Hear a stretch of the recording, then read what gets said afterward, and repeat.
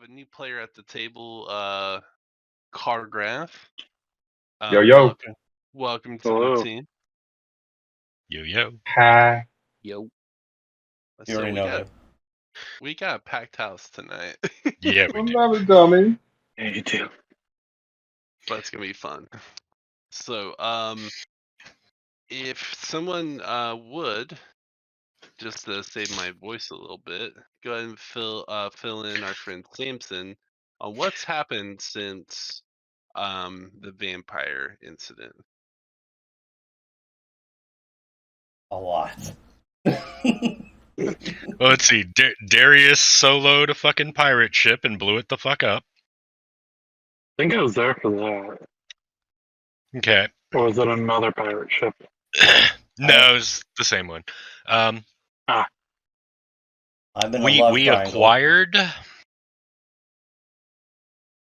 acquired, added to the team at the pirate base, the one, the only, Hey. Sterling Shaft, who's not here yet. We got one more coming, guys. He's just gonna be a little late. You know, fashionable entrance for the superstar that is Sterling Shaft. Think literally his character is modeled after Ruby Rod from Fifth Element. Literally. But Beautiful with a thing. flash of Chris Rock. I mean, it's a good thing that Chris Rock plays him. Yeah, it kind of helps. Yeah. Thank you, Juan. My bad. I'm thinking of some... I feel like he references another name and I switched him. I'm dumb. Oh, Thank good. you, buddy. I appreciate the contribution. Thank you. Speaking of Juan, me almost Juan. I arrived at the pirate base as well. Speaking of the Hey, Sterling speaking of that, Shaft. I am going to be a few minutes as I try and get everything up and running. I'm Yeah. covering. Run! You didn't miss anything. Or did he? I got a super kick-ass fucking android dog, assault dog. Which I believe we looted that from the pirate ship, but you weren't there when we started using it. Yeah, I wasn't there when you guys started using it. I do remember That was obtained just before Cole died. Yeah. Yeah. I did a class switch. I'm no longer a ranger. I'm a gunslinger. Oh, Yeah, I mean, how far off is that, though, really? I played a frog. Miles. It's enough. Yeah. He poisoned several towns by accident. He dove into the walls because he didn't understand that, that was for drinking. Yeah. And because he's a grog. And I turned an entire Yeah. freshwater river into saltwater just by stepping in it. Oh, and in this last game, I jumped into a pool that had a demon in the bottom of it and slayed it single-handedly. Whoa, I helped I was you. there for that. I remember the I water helped you, demons. Maggie. Okay, so thank you, gentlemen. Basically, here's what happened. So, Here's what really happened.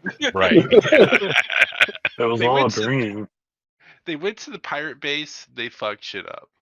They went back to the corporation. The corporation said they passed the test, and we gave them a cruiser. And basically, with the intent of go ahead, go out, build your reputation, learn your crew, master your skills, and we'll call upon you when we need you. Well, our resident mage decided during a dark warp to open a portal in the middle of a dark matter warp. Shadow demons roam the ship, and we got a mission where the party was going to this archaeological site on a planet, and the archaeologists got trapped in the temple, and the temple's automated systems came online. So they basically boarding torpedoed, shot themselves down to the planet, fought a Hydra, and then made their way to the temple. And right now, we are currently going through and clearing the temple. The automated defenses have been shut down, so air support's there. And I figure at this point, your character is going to fly in from the ship and join the party now that the skies are free. And also found out that your employer has planted parasitic worms in your heads, and the party has had them removed so far. Yeah. And we found out some interesting things about our employers from Mr. Juan, who, after having his removed, started getting memories back that he had lost. Yeah. Though we do not actually know what the creatures are that are our employers, we know they're not fucking human. They're not right. They're fish. Yeah, ish. They're the secret reptilians. Okay, look. I have a legit question about this temple. Is it a hidden temple? Yes. Oh, you know it. You fucking know Is there it. a legend? Is there a legend here? Only to be discovered. Okay, what about it a talking depends on rock how and good Omak? we are at searching. Well, let's put it this way: we had to fight off a ancient weapon just to get in here. Yep. Hey, but what about a talking stone face named Omak? They hadn't found the stone face yet, but I'm pretty sure there's some preschoolers you guys are gonna have to slaughter. I mean, help. Oh, word, all right. It's okay. I'll just tap in my inner Anakin. Well, when in Rome. I draw Miss Splitter. Oh, sorry, not Rome. When in Coruscant. Oh. All right, so after we have dealt with the little demon in the pool and Dstapp, swindled the ring that I just wanted him to identify. Take a look at and this. He was like, "Huh, this is cool," and puts it right on his finger. Oh. But it's all good. It's all good. That's one way to acquire things. First weapon. As Captain Caden Jericho, I think it's time we gather the rest of the party together. Get everybody ready, because we need to take this slow. Oh yeah. So Caden, you hear over the comms, the pirates outside are like, "Hey, boss, sir. We got this bloke out here with a sword. Says he's looking for you." What did he say his name was? All right, Steampunk, as you're outside, you notice there's basically a group that looks like Fallout Raiders. Yeah. Less upsetting citizens. But they actually have a uniform. Mm-hmm. And decent weaponry, too. A uniform and but then they blinged it out pirate fucking, Fallout Raider style. Right. Yeah. So you see there's like a group of them outside at the landing LZ. And at first you're like, oh fuck, I'm gonna get into a fight. But they actually waved. They're like, but you also notice that they've been littering. So you see like cigarette butts and beer cans and all kinds of shit outside now at this ancient temple. As one of the pirates comes up with a rather friendly smile and a Pabst Blue in his hand as he goes, "Hey, mate, who are you? You look like you came from the ship. We got orders not to shoot you. Lucky day, huh?" Oh, well, that's good. Would be a waste of ammunition and lives. I'm with the group. Oh, and I gotta be professional and call this in. As he takes a sip of his drink. Hey, Captain. We got a bloke out here with a sword. Hey, Nailed it. why don't you see if you guys can scrounge up an extra comm and send this fool in? Sure Give thing, him the boss. extra comm and send him in. So the guy comes back and Steampunk, you see, he goes, all right, yeah. And he goes, Dstapp, you're great. and he starts digging through like a coffee can, and you hear like nuts and bolts kind of rattling around. And he pulls out like what looks to be an earpiece, blows it off, and kind of rubs it on his jumper, and comes over and goes, Cap Mochi on the comms. And he hands it to you. I will take it and I will meticulously clean it off before, using it. He looks kind of Hey. disappointed at you doing that. He goes, "It's clean. That was a good can." As he kind of walks off, like some people, no manners. As he goes back to fucking off. Hey man, used audio equipment is the grossest thing.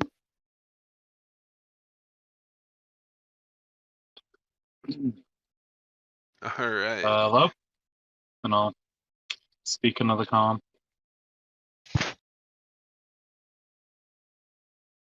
So, Right. I see you decided to wake up from your nap. Something like that. You get a good rest. Because you're gonna need it. And get your ass in here. Send the canine up to lead him in. All right. So, Steampunk, as you enter into the temple, you see that inside is made of a metallic, alien-like metal that appears to look like stone that has mossy green flora growing inside of it. Does appear to be a very old temple, but due to its alien design, even though it's extremely old, it's actually held up and is in considerably good condition and shape, all things considered. The party's already kind of done scans on the temple and knows that it's made of an unknown material, and that the temple did activate upon their entry, as it emitted a strong blue pulse that threw their initial boarding pod off course a little bit. But you see a mechanical canine unit approaches you and seems to be gesturing for you to follow it. What do you do? Okay. I'll follow it. And I'll keep my sword at the ready. All right. So you should have control of your tile, and if you want, you can go ahead and move it down to where the party's at in the bottom right corner. Alrighty. Give me 1 second.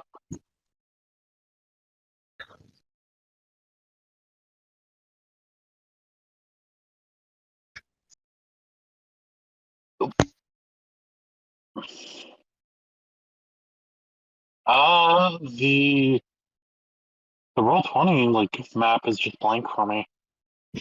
You need to scroll. So go, put your cursor as far to the edge of the thing and scroll, or use the minus arrow so you can get the screen to where you can see the map. Use the plus and minus on the side.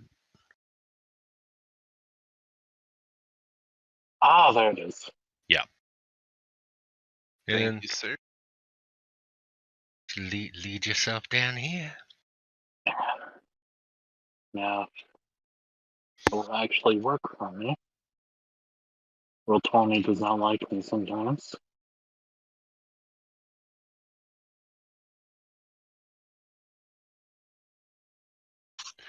If you want, I can move you down there. Mainly, it's using it for like positional awareness at the moment. Yeah, Yeah, so you can kind of let him know where you want your character to be in the little region. Yeah. Okay. I'll be right there. Sorry, I'm on tablet right now. No worries. No worries. Uh, All right, so party, you've gathered, and as a very generous DM, I'm giving you all the benefit of a short rest as you've recovered and have requested reinforcements. Nice. I will do my Song of Rest while we're doing it. So if anybody's hurt, roll a D, whatever it is at this point. Temporary hit points are now gone, but I'm at full health, so I'm good. I already I removed too am at full Yeah. health. him. I'm at full health as well. I'm at full health. It's a D6 while until I hit level 9. So everybody gets a D6 and Does it count as extra health at that point? no, this is Okay. just a regular heal Right. ability that I have. All right. And if you have expended hit dice to heal yourself, previously you've regained 1 hit dice. Cool, because I only spent one, so that's perfect. And I got my 1 risk die back as well. I get all my spell slots back. Oh, and I did take the time to make sure I fixed my gun, right? Or do I need to do that on this rest either way? I'll say that during this short rest, you've recovered and repaired your gun at this point. Good. In your DM, can I get a Yes. time check? Cat or a S? L or S. What time is it? Let's see. You guys landed during the day, so I would say that at the current cycle, it is late evening. Okay. Probably, 3/4 cycle. I would say maybe 8 or 9 o'clock at this point. 10/4.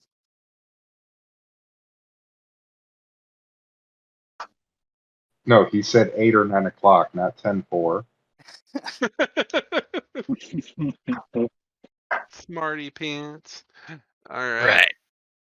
So, guys, I think we're going to have to take this place a little more tiptoe from this point on, if you get my drift.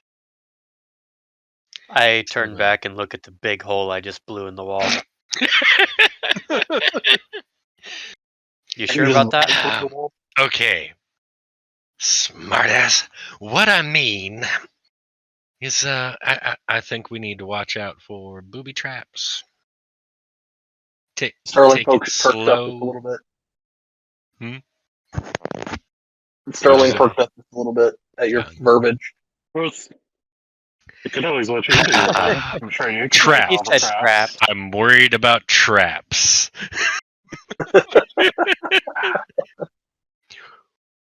So, in any of our illustrious trap sniffers might want to scout out a little bit ahead of the party. My perception is shit, so you don't want me to do it. That was mine. Juan's hood glasses has a 100-foot sonar. Hold on. Thermal vision. Juan basically is our assassin rogue scout. So I mean, Yeah. That's what I've been hinting at this whole time. Waiting to see if he picked up what I was putting down. He didn't. In the meantime, though, my character is going to move back north, back into that hallway through his Kool-Aid manhole, and look down this left hall that I just sprinted past. Yeah.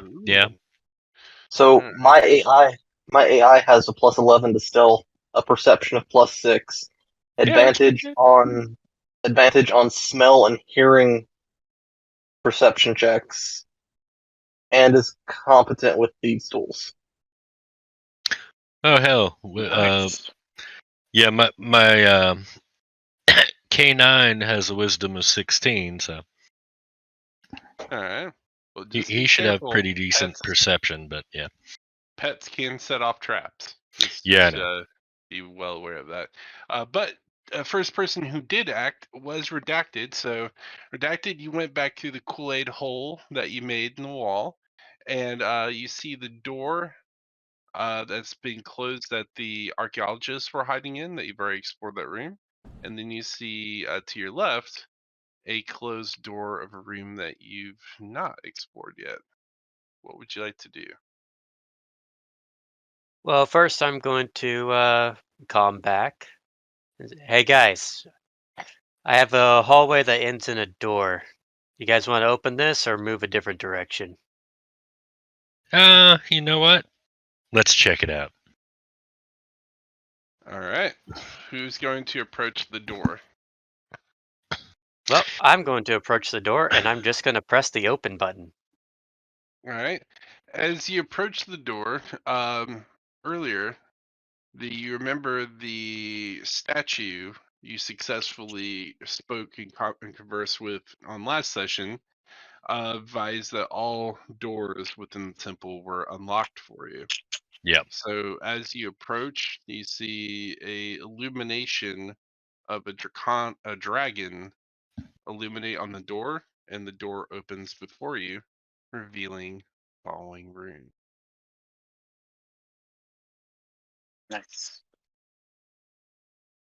In this room, there is a much larger statue, similar to the one that greeted you when you first entered the temple. The statue's head turns, and glowing red runes that take the semblance of eyes gaze over you in K9. The statue comes to life as it's staggering 20 feet in height, as its stone-like mechanical hand extends, and it says in Draconic for you to enter, if you understand Draconic. And I enter and say, and as I'm walking in, I say back in Draconic, then I will. He goes, "You speak the words of our creator. Are you here for the challenge? To prove yourself worthy before the eyes of the many?" My character, always eager for a challenge, immediately says back in Draconic, though I did not know there was a challenge, I graciously accept. With a hint of, honestly, a little bit of eagerness in it, and a hint of malice. The statue seems pleased with this answer and And says, I come for the rest of the guys. Get your asses over here. "The right of challenge has been called. Goes, to prove yourself to be one of the scaled ones, who walks in the wings of our creators, who has the blood of the first. The challenge has been invoked." He goes, "Choose your partner."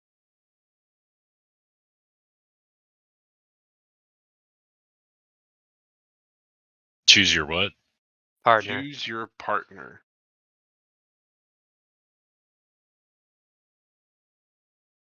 Actually, this is a tough choice. Mm-hmm. Because, Yeah, you have no idea what you might need, so yeah. yeah, but the thing is, Sterling It's would like be it'd be able to like basically hold him in place. Right. You'd be able to deal a ton of damage. Mm-hmm. Sterling would be able to heal me if something goes wrong. I can Yes. face tank. Yes. But then again, there's one who Mm-hmm. can basically just disappear and then get in a whole bunch of ridiculously high damaging shots if he's lucky. Yep.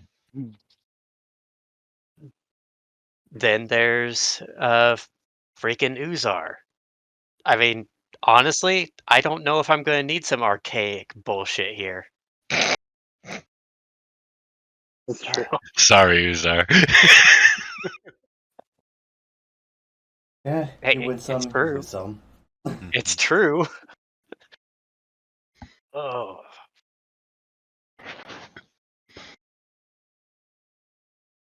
I think I'm probably gonna have to go with Sterling. Your partner has been chosen.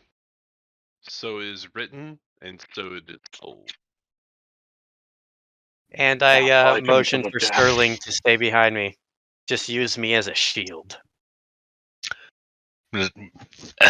Gonna sit down on the bench with I'm gonna pretend there's a bench right here. I'm sitting down on a bench with K9, and out of a compartment in K9, you hear a ding. I open it up and pull out the bag of popcorn. All right. Careful, kid. Green fire encircles Redacted and Sterling as draconic runes illuminate on the floor. The fire envelops both of you as the party loses sight of the two members. Damn Suddenly, it! without word, the flames dissipate and both of them are gone. Hey, what happens in Vegas stays in Vegas. All right, so Oh no, they got sent to Vegas. Redacted or Sterling, 1, 2, or 3? I'll let you make the choice.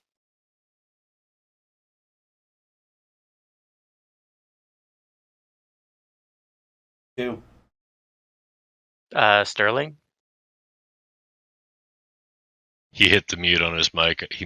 There we go. I'm in a hotel room and I'm not alone. How about we just roll a d6? And also, I stated a minute ago that I don't even remember what I stated at this point. Everybody loves Sterling. Um, here,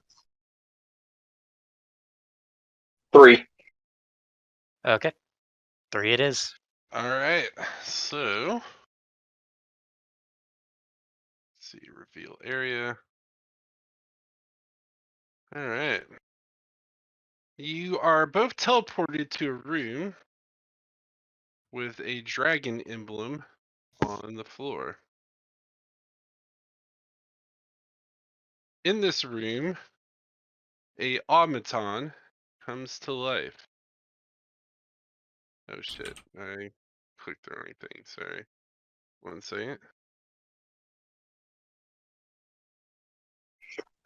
This automaton is wearing red robes and carries a burning, molten two-handed sword in his hands. As the automaton comes to life, it says in Draconic, "I'm here to accept your challenge. Let us see if you are worthy of our ancestors' bounties." And I And reply as in Draconic. And I accept the challenge and hope this will be a fight for the ages. meanwhile, as the party is in this room, the statue illuminates a hologram, and you can actually see your party members in this locked room against their adversary. While entertaining, you're also feeling a bit of hopelessness as whatever happens, you are not able to aid them. The armored figure suddenly has a massive, twice its size, glowing blue spiritual apparition that looks almost a complete copy of the swordsman before you. As he takes an offensive stance, dice for initiative. Oh boy. Let's see. Then plus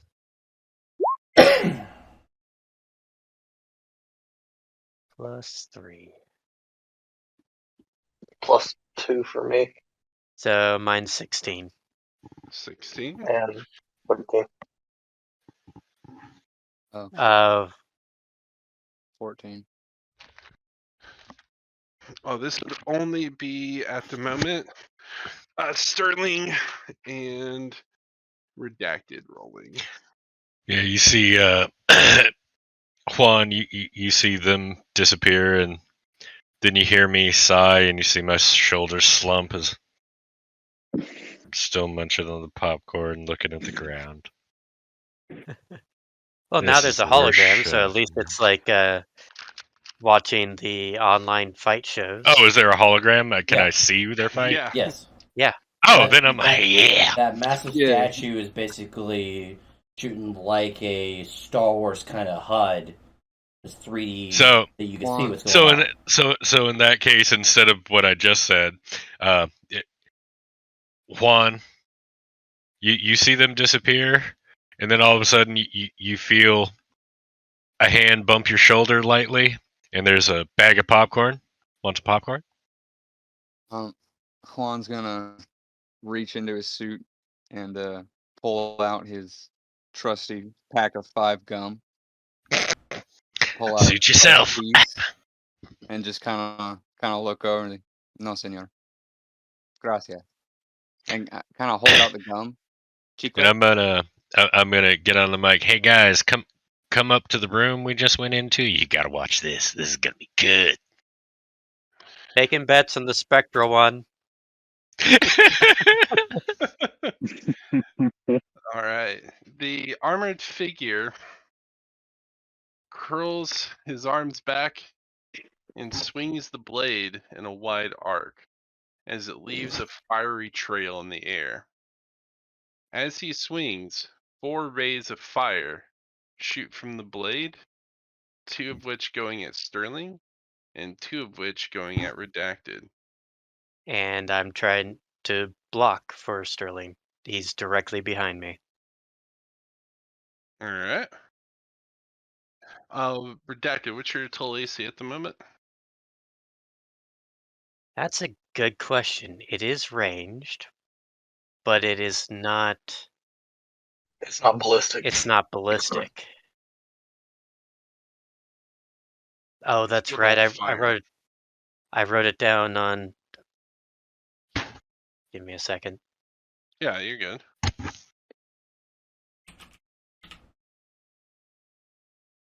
Where is my? There we are.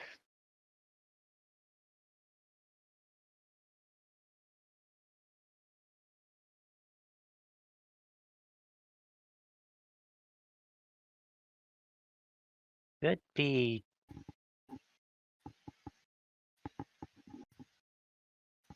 Should be 20 right now. Okay. So you step, and basically you're trying to absorb all the hits for Sterling right now. 4 rays shoot out. You are hit by a couple of them, but only one seems to really breach your armor in a way that you actually take damage, as you take 7 points of fire damage. Is that after my after the damage reduction as well? I haven't incorporated any damage reduction. This is arcane, so Yeah, I don't have anything against that yet. okay, so yeah, that's just a flat Yep. 7 fire damage. Gotcha. So he does that as his opener, and then he comes at you with the 2-handed sword, taking a swing. Thankfully, with it being a heavy 2-handed sword, you're able to kind of telegraph what he's attempting to do, and you sidestep the downward swing as the molten blade crashes into the stone floor, leaving a burning wound in the ground, almost like it was hit by like a lightsaber. As it is now your turn, Redacted. And I counterattack him by swinging all of my bionic blades and going in for a grapple at the same time. All right. So you activate your. When you go to activate your AI, the dragon's words suddenly ring in your ears as it said, you may only have 2, as your AI is currently offline at the moment. Oh, so no blades. Well, I go into grapple then. Okay. Let's see.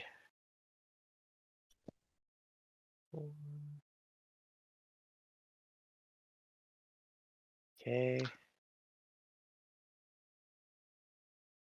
1d20 plus 4. 16. Nice. You grab onto the construct as it looks kind of confused as you have passed your grapple check and currently have him grappled at the moment. All right. And that's pretty much all I can do. Without the AI, I would have to actually manually take control of those cyber blades. Yep. Yeah.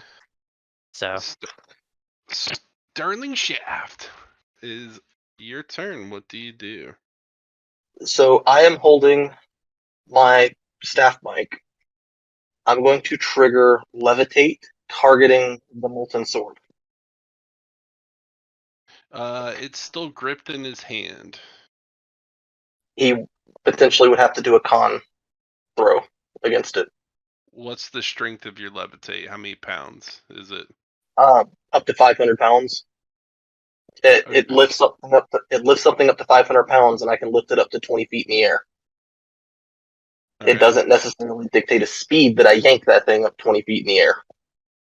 All right, so he's going to be entitled to 2 saves in this regard. 1 to see if the spell impacts him or not, and then 2 a Okay. strength check to see if he can actually resist it being pulled away. Okay. All right. Let's see. What is the DC of?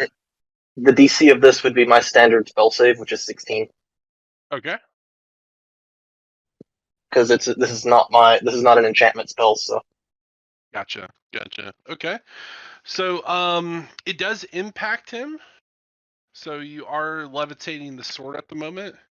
But he rolled exceptionally well, and he is like holding on to that sword for dear life at the moment, to the point where it's probably starting to lift him and Redacted a little. that's But perfectly fine.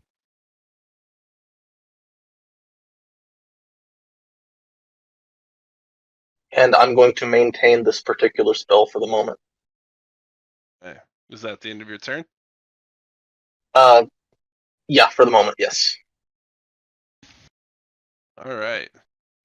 His turn. He looks at the blue image behind him, and he says in Draconic, "Vascos, ergmi." As you watch as the blue image floats around the room and walks directly beside Sterling Shaft. As his eyes glow blue, he switches places with the image. As Redacted, you are now grappling a blue specter, and he is now standing beside Sterling Shaft. And with his free hand, his left hand catches on fire and he attempts to touch it to Sterling's chest. Sterling, what is your AC? My AC is 15. All right. You feel immense pain as his hand burns your chest for 10 damage as it becomes molten hot as he grabs you. I need you to roll a concentration check. What happened to his levitated sword? So it teleported with him, and he still has it in his hand, but it's starting to levitate upwards a little bit. So he's keeping his footing, but he's having a hard time. Concentration is just my Constitution plus a D20. Yeah, if you have Warcaster, I believe you get like a +4 to that check. I do indeed have Warcaster. That Okay, Nice. well done. so D20 plus 4 plus 1. Hey! Nice. So he realizes that You bitch! This is Snow Leopard. he realizes at this moment that he was hoping to try and knock your concentration and be able to free his sword. At this point, he does let go of it, and he's attempting to do basically martial arts. So he sets his other hand on fire at the moment and intends to touch you with it. As he does grab a hold of you with the other arm for 8 points of fire damage. Okay, this is definitely an Abyss Watcher you guys are fighting. That ends his turn. Redacted. You are up. What do you do? Well, I am currently grappling a specter, however possible that is. So, You can choose to let go if you wish. no, don't think I will. In fact, I think I'm going to take him and bodily charge into the other guy with the specter. Right, shit. So athletics check to see if you can push / pull the specter that you have grappled. Okay. God, my rolls are shit. 13. All right. And Can I shout words of inspiration at him and give him an inspiration dice? at the moment, no. Oh, So okay. redacted, you do grapple the spirit, and you charge towards the individual. Roll a melee attack, and if you actually are doing the full charge action, I'll let you take an advantage on this attack, but it will be your full action.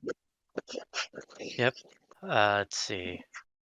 Melee attack would be... Right. Nope, that's the blades.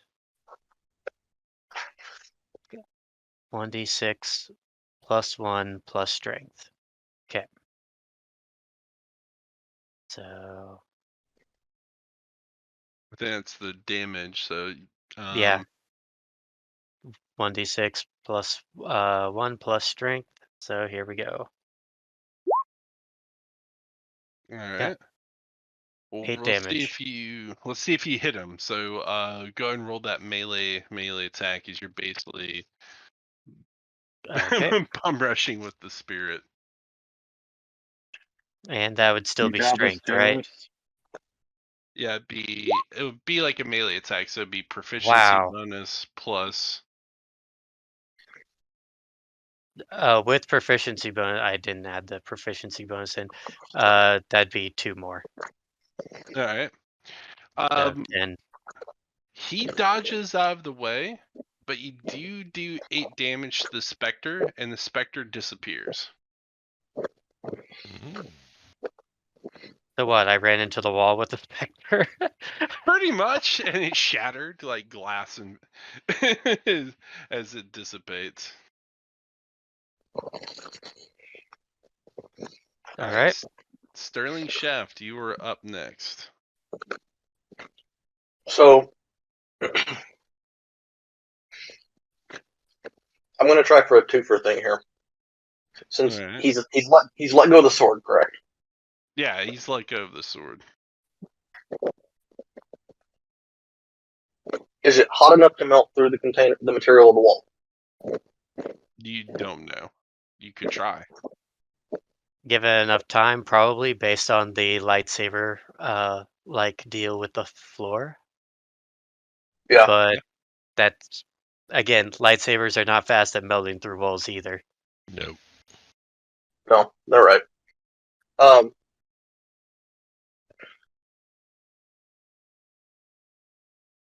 Fuck it. I'll look over at Redacted. You any good with the blade? Made of fire? We can see. I levitated over towards Redacted and released the levitation as I cast my oh crap, mine my Mantle of Inspiration, giving us both 8 temporary hit points Okay. and Okay. advantage on disengage. Well, we don't provoke attack of opportunities when we disengage. Okay. And I'm going to use half of my movement to back away just a little bit. Okay. Redacted, do you choose to grab this molten fire blade? Well, considering that he hovered it over me and basically is dropping it right on top of me, I don't really have much of a choice about that. Well, you can always step back and be like, I ain't touching this shit. It's up to you. I will try to grab it by its hilt. Alright, immediately when you touch the hilt, your suit sensors are going, like, giving off alarms. Do you continue to hold it and try to use it, or immediately drop it? I immediately try to break the handle. Alright, strength check. Lots of those today. What is up with this dice roller? Fuck you. Alright, you try to break the handle. Sorry, God, if I get another 8. I got another 8, just in a different spot. Your suit is warning you, like, warning, temperature too hot, stress, warning. You take 2 points of burning damage, as the sword is burning your hands at the moment. Yeah, the Roll20 dice roller does not like people. Nah, I was talking about that earlier. Alright, so Redacted went with the charge. Sterling, you've gone through your actions, I believe is now your attacker. Redacted, the Omicron looks at you and he says in Draconic, as forged with dragon's breath.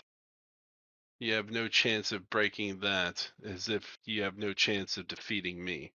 As his hands catch on fire, he comes to swing at you. Alright. And the wind of fortune changes as he critically fumbles. As he comes very confident to punch you, his fist hits your armor, and you literally just look down at him with an intimidating glare of hatred as he looks at his fist and wondering why it didn't hurt you. You may make an attack of opportunity. I'm going to use his own sword and try to lop off his head. All right. Do You may take the attack of opportunity. I mean, yeah, I'll still take burning damage, but at this point, it's insult to injury at this point. Yeah. Yeah. you should still have 6. You should still have 6 temporary hit points. Oh, I know. I've been doing a countdown. I plan on using them thoroughly. All right. He kind of trips and staggers backwards as he tries to leap away from you, seeing what you're about to do. You get an advantage on this attack. Okay. 16, 13. So 16.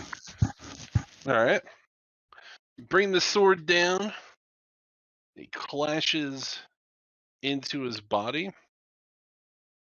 As you see that even though normally fire should not impact him whatsoever, this blade's a little bit unique in that regard. So I want you to go ahead and roll 4d6 fire damage and add your strength. 4d6. And strength. And because it's not grapple, I don't get the proficiency. So it's just straight up strength. Yep. 19. Ooh, very nice. Nice. Dylan Darius become a dragon. Darius, you also take 5 points of burning damage from wielding this weapon as your suit continues to go. This is too hot. This is beyond stress limitations. As your gloves Please are starting tell me. to smoke. All right.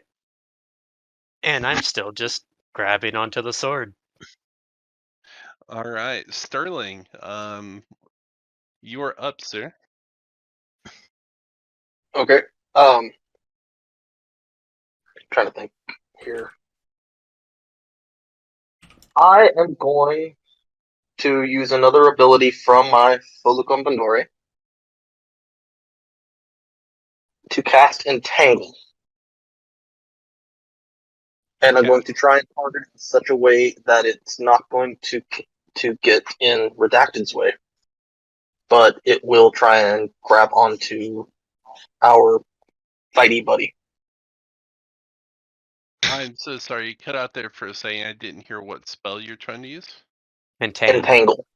Oh, Entangle. Entangle. Okay. What's the DC?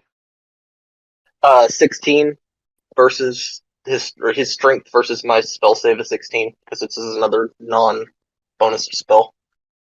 Gotcha. This guy's having a terrible day because after he fell over, he had another critical fumble. So he is He's prone and entangled. okay. That's who And hates the DM more than us, I guess. Sterling is just standing over there like, exactly what you get. Is that the end of your turn? The Folucan, since it's coming from the Folucan Bandori, the Folucan's holding concentration, right? You would have lost concentration on the levitate spell. Well, I mean, He already released it. He already released I that. released concentration on the levitation spell when I handed it over to Redacted. Yep. So this is now your new concentration. So you can't have two concentration spells unless your class allows you to. Okay, then I am done for the turn, except for I'm holding my movement speed in case I need to disengage more. All right. The machine yells in a draconic rage as it shakes and rumbles the entire room as you literally see a red fiery image of a dragon appear as he roars. I need both of you make a constitution saving throw. Can we actually feel that too in our room? Or is Yeah, this it's like in a actually pocket shaking. dimension? It's shaking the room right now. It is, and you can hear it. All right. And is there any proficiencies or anything that we have to worry about? Or is it just raw con? Well, some classes do have the actual con saving throw, so if you do, you would get your proficiency bonus. I believe fighters and I think a couple other classes get it. Yeah, I've just got my regular con, so it's. I don't think I have. No, I don't. A 10. 19.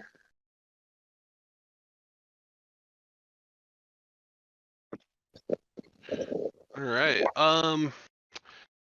Redacted, you take 10 points of sonic damage. Sterling, you only take 5 points. Redacted, you're currently deafened at the moment for 1 round. All right. And he's going to attempt to break out of his bonds, but fails. Redacted, is now your turn.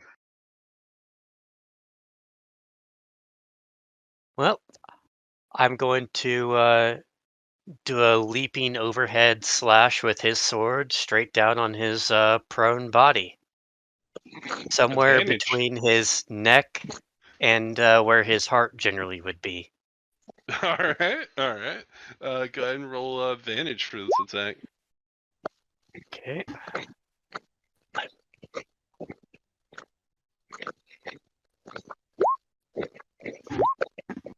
What the flying fuck? I'm gonna reboot freaking Roll20. Fuck this. I don't blame. That's the Considering it's not equivalent like of you throwing roll. the dice out and grabbing another one. Yeah. I have to do that a lot. All right. It's by blind luck on his end that he has just enough wiggle room to turn this from a direct hit to a glancing blow between the vines covering his body and him being able to kind of pivot just enough to cause it to be glancing. It's probably what just saved his life right now. The redacted when you get back, if you do have any secondary actions or anything you like to do.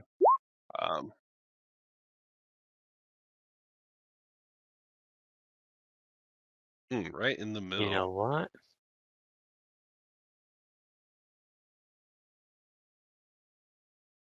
You know what? F it. I'll do action surge. Oh, all right, go for it. Same advantage, man. Okay, now I just need to open the advanced dice roller again. All right. Like, you know what? F it. Okay, 9 plus 4, 13. All right. So he doesn't have his dex right now, so you do manage to connect. Roll 4 dice 6 and add your strength.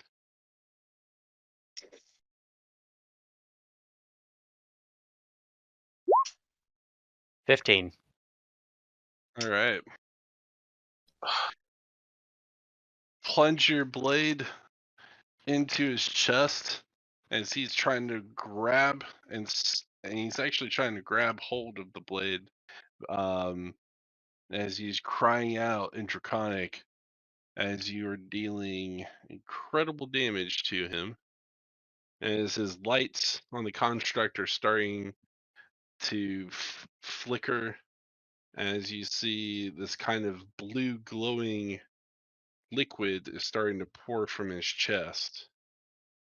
Sterling, what do you do? Oh, and you do take 2 fire damage this turn, by the way. Right. I'm going to drop the concentration, and I'm going to burn a spell slot to cast Cure Wounds on Redacted. All right.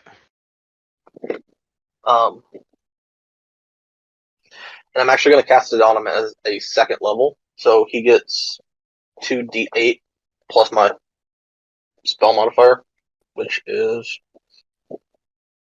funnily enough, I believe 8. So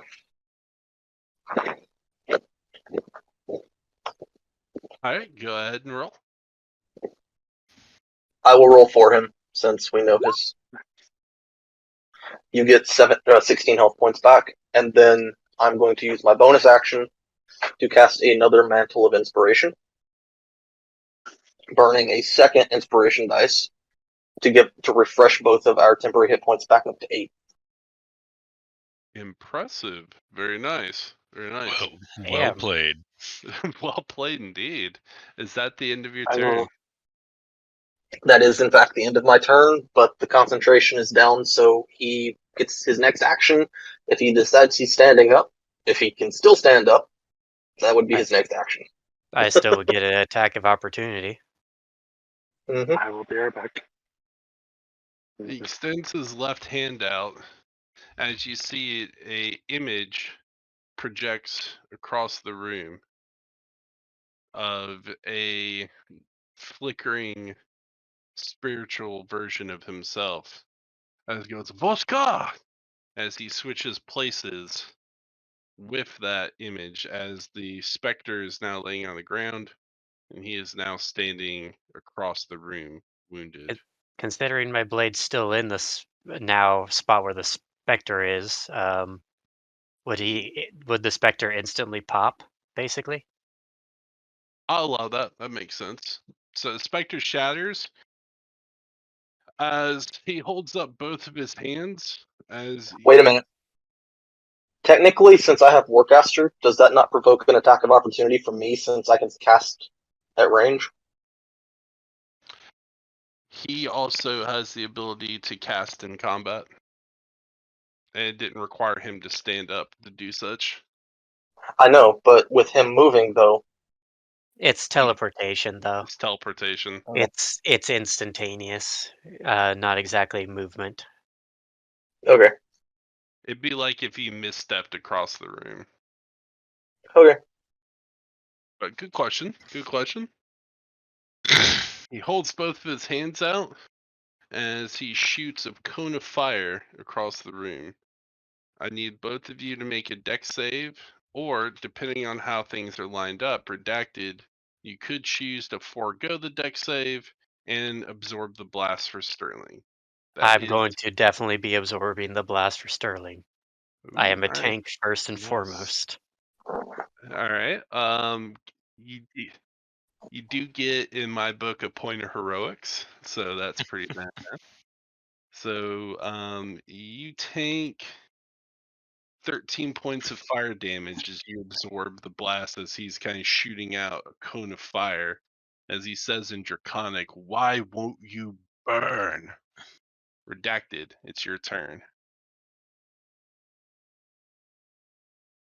I Translate for me before you make that spell, please. I respectfully request you to translate that what he just said before you make your attack. remember, I am deaf, so I can't hear anything. you see the mouth moving.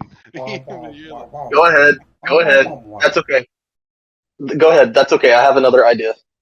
The deaf has worn off at this point, so Oh, okay. So it finally has wore off. It's okay. It's okay. I don't need you to. I don't need you to translate now. I'm going to say something else entirely. I changed my mind. Go ahead. You do you. So what I I'm gonna... did hear his cry, basically. Yeah, you can hear his desperate cry at this moment. As I advance on him with his sword, I say, "'Cause your flames aren't hot enough," and then proceed to attack him with the sword. All right, roll the attack. Hopefully this time, I don't roll a fucking 8. Come on, something good.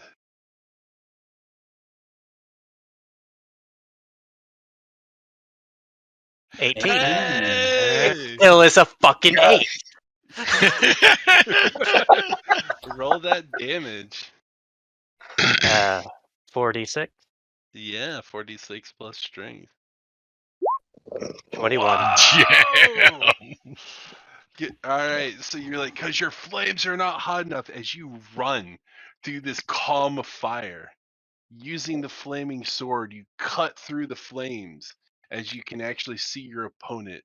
He looks at you in surprise and fear as you plunge your blade down through the crack in his armor plating chest that you opened. As you drive the flaming molten sword through his chest.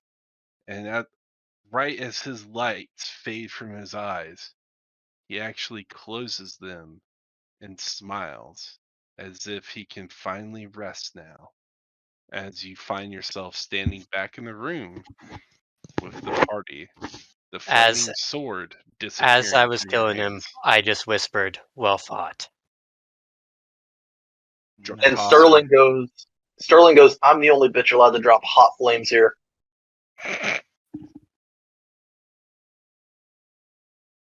As he responds Drakkar back in Draconic. Which is dragon for champion. All right, and did you say that we were teleported back to the room? Yep, you're teleported back to the room with your party members as the statue says, "The right of challenge has been heard and answered. Choose your boon." As you see a image of scales, an image of wings, or an image of blood?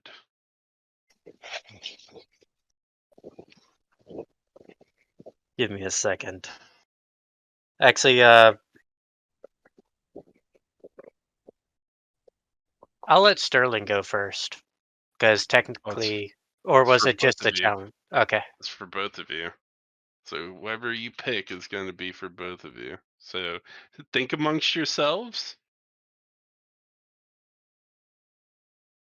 Honestly, I was just a wallflower making sure that you didn't die. This is entirely you. I would have gone splat in there by myself. Yeah, You but would have you probably figured something. also kept me alive. Literally, at one point, I was down to 23 HP out of my full 46. You literally kept me alive. Yeah, but if there had been somebody else in there doing damage with you, I'm sure that would have gone down fairly quickly, and you'd have still come back for band-aids. Not with my 8. Definitely not with my 8. Uh, I'm tempted for blood. Yes. Is that your final answer? What do you think, Sterling? Blood? we sure did. Well, we're going to lay a lot of it down some point or other. Very well. So I respond to the dragon in Draconic. I will have to take the blood option. The choice is made. The die is cast. Sterling and Redacted, you feel as if your blood is a boil. Your body is mutating and shifting. Fire runs through your entire body. I just pull up my collar. It's like, is it hot in here? Or is it just me?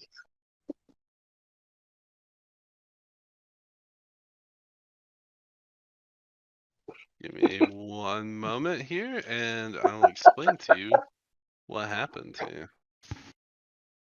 Is this like a visual thing going on in front of us? But Yeah, you're watching them like kind of in pain at the moment. Like, no, it's I just was kinda gritting my like, teeth this entire time because I'm still holding on to that freaking sword. Well, No, it it disappeared. Oh, Yeah. it disappeared. Man, I was planning on freaking wrapping that up in some form of like, I don't know, giving it an ice. asbestos handle.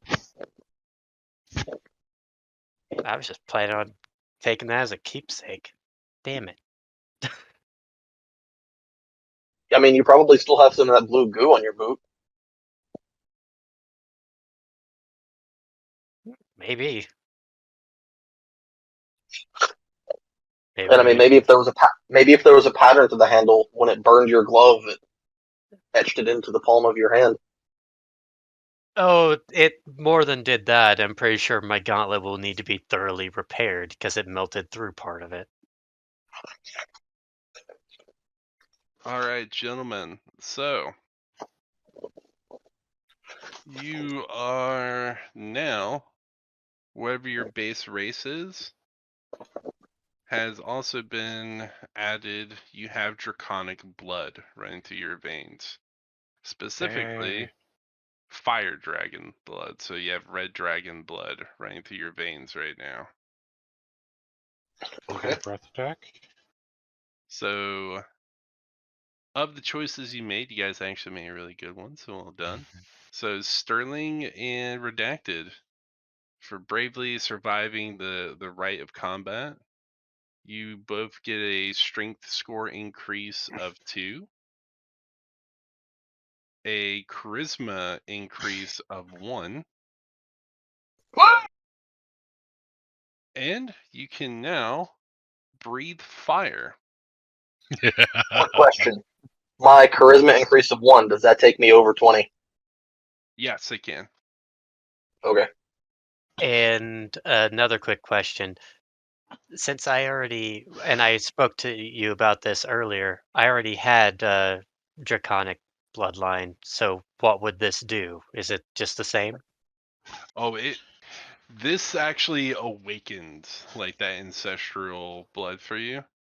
So you are now more, instead of a human, you're now more akin to like a dragonborn. Okay, so I'm basically a half dragon at this point then. Pretty much, pretty much. Your flame breath, I'll go ahead and post. Is it typical? Is it typical flame breath?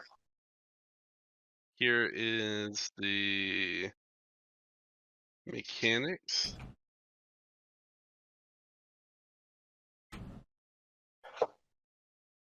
But as you get stronger, you'll be able to use it more often.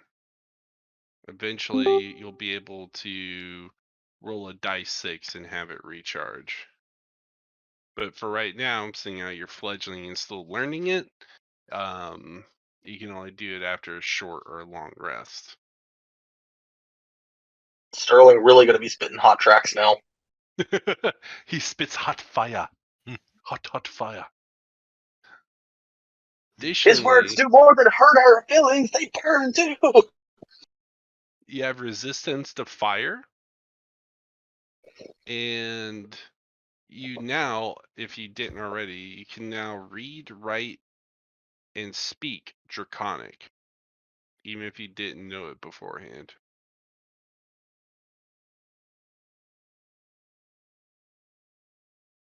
Nice.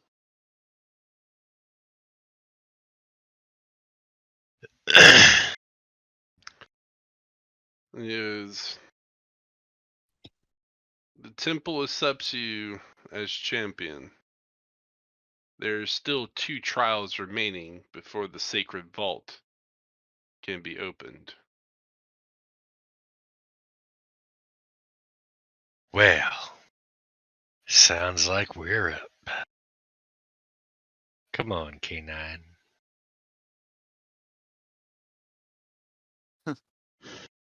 Ole, ole, ole, ole. Actually, let's see. Because do I have a challenger?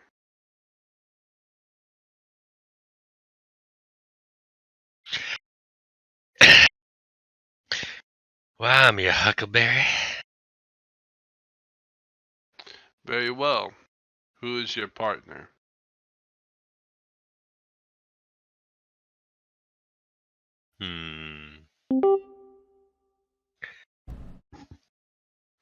Juan, See? you ready to rock? Oh. See? Yeah. I'll crack his neck a little bit. I'm gonna stick my piece of gum to the wall behind me.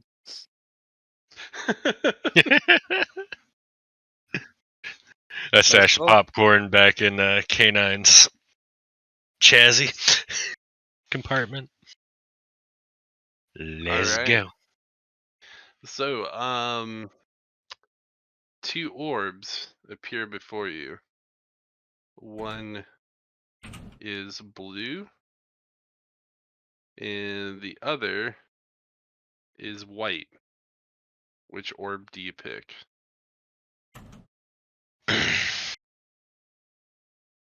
Azul. Blue. Blue. All right.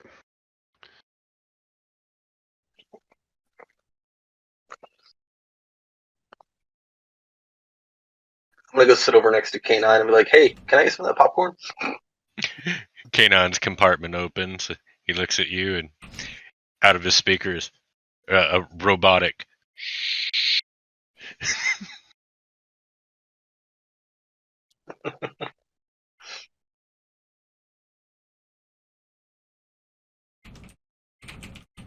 Can you guys hear me? Yep. Oh, Yep. okay. My voice disconnected, so. Ah, gotcha. A vortex of lightning surrounds Hayden and Juan, as there's a bright flash of electricity as the 2 of you are pulled across the temple. Standing before you, you see a robed automaton with half of his chest exposed bare, and the other half with a red robe sleeve. You see in his hand a mercurial-colored staff, almost kind of silverish in color, with electricity flowing through it. As the electricity courses through the staff, it also seems to course through the body of the automaton. He slowly extends his left hand and says in Draconic, "I salute you, those who are about to die." I pull Miss Splitter and salute with the sword and say back in Draconic, I salute you, who will definitely die. I'm gonna pull out my machine pistol and take my little special key and turn it into a blade. It's a dagger, technically. Very nice. Dice for initiative, gentlemen.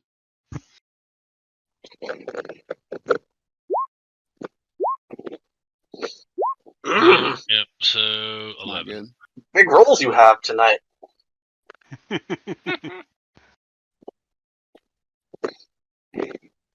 All right. Starting the round, the automaton quickly, with two hands, grabs the staff and slams the end of it into the ground as a pulse of electricity expands out in a thunderous wave. I need both of you make a Constitution saving throw.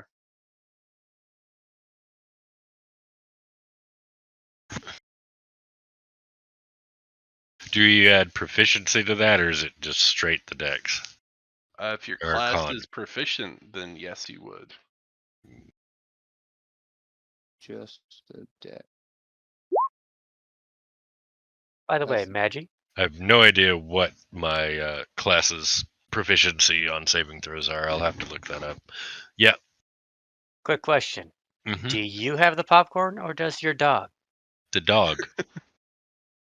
I'm stealing some of that.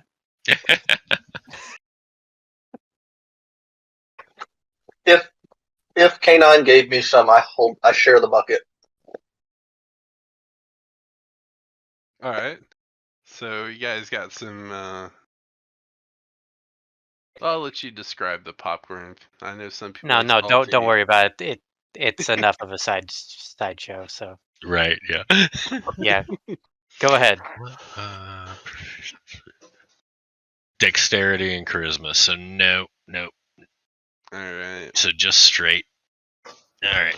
So just my +1. Ooh. That was a nice one. All right. All right. So, Juan. Juan, what was your con save? It was this one up here. The 1 die Oh, the 20 8. plus 4. Yeah. All right. As much as I want to lie about it. Juan, but I'm sorry, take 9 points of damage as the thunderous wave throws you back away from him, and as you kind of hit the wall behind you as you are knocked prone. Caden, you are not knocked back, and you only take 4 damage from the thunderous blast. All right. As he walks forward and attempts to hit you with this lightning staff. But taking Miss Splitter, you managed to parry the attack away. Nice. As he attempted to swing for your temple, so you kind of parried it upwards as it kind of swung wide. Is now, judging by those amazing initiatives, I believe it is Caden's turn at this point. All right. So that would I'm basically going to as I knocked away his sword, I'm going to use that as a parry to kind of thrust straight forward into his gut. So Okay. very nicely too. Yeah, that's a hit.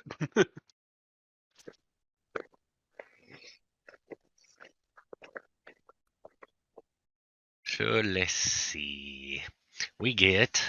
Oh, and I forgot.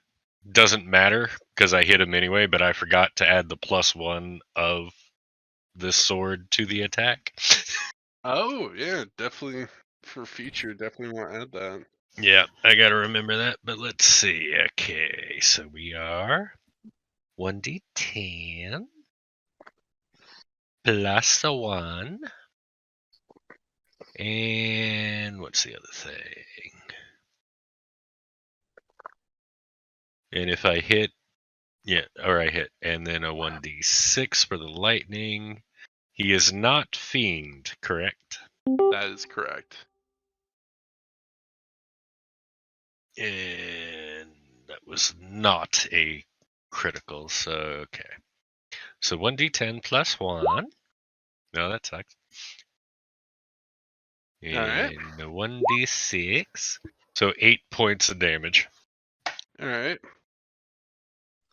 He flexes his chest to try to harden it to stop the blade as much as possible, even freeing one of his hands to kind of grab the blade to slow it down.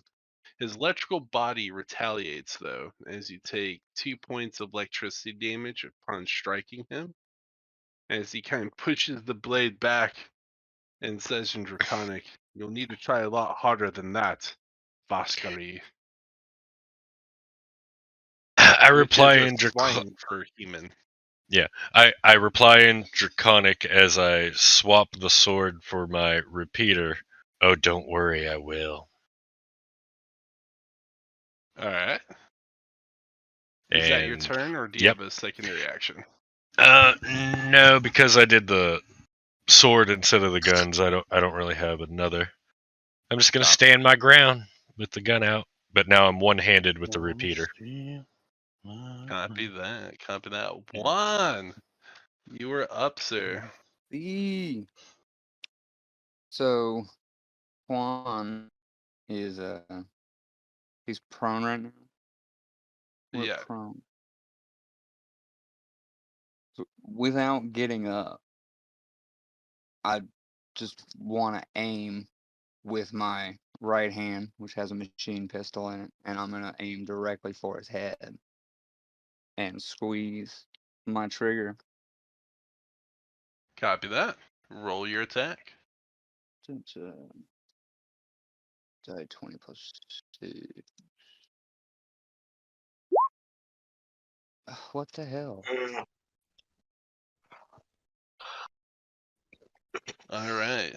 You're still a little dazed from that electric shock. Exactly. Exactly. You're a little hazy. As you open fire, he turns to look at you and begins to spin that quarterstaff at increasingly fast speeds as a few of the bullets deflect away and ricochet as he kind of takes a defensive stance. 1, is that the end of your turn, or do you do anything else? I'm gonna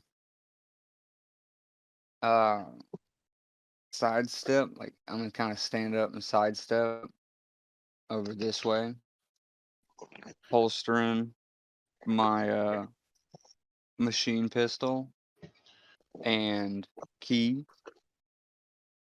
and kind of transitioning to the strapped rifle I got on my back. All right. So, you probably wouldn't be able to slide because standing up is going to take your movement, unless you have any other class abilities that would allow you like a bonus action I to take have damage. cunning action, allows me to dash in my turn. Okay, yeah, that would work. You could do that. Okay, so I'll slide over here and ready myself. All right. Next, is your opponent. He quit spinning his staff He closes his eyes for a moment as you see electricity flow through his entire body, and suddenly they open, locking on to Caden, as he begins a flurry of rapid attacks. Bless me. Sorry. As he begins this flurry of attacks, Caden, do you use any reactions or? Let me just look over what I got written. Hold on. Where did I get them written down?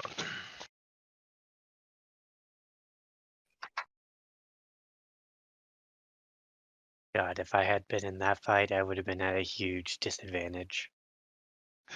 Electrical. Yeah, electrical. Makes sense. It helps going first, and you pick the firefight. So, Do you have any? Oh wait, we do have another companion. So I won't be alone in the next fight, or he won't be alone. Yeah. By the way, has anyone heard from Dstapp? I haven't done anything. I don't You even know haven't where I'm even at. moved into the room. Dstapp, get over here. Get over here. Where are you?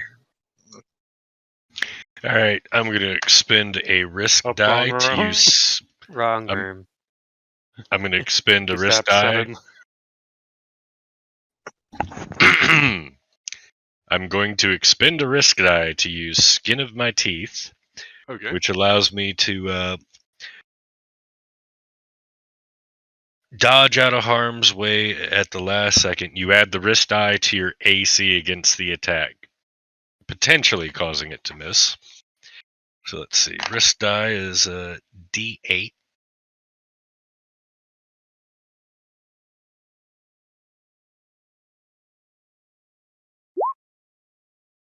So my armor class is for this one point. His turn is upped by 4, 17. So 21. Awesome. Dude, you literally pull a Tandro as you're watching this electrified quarterstaff come at your face, and you're like, move, damn it, move, move. Right when it gets up to like your temple, you roll your head at the last second as it grazes by your head. Nice. What'd I do? Beat it by like fucking 1 or 2? If you hadn't have done that, he would have conked you on the head. Yeah. Good call. Good call. His follow-up attack, though, as he spins around, unfortunately was a natural 20. Yes, he's gonna hit anyway. So, the critical physical damage is 10 physical. So the wrist. Uh-huh.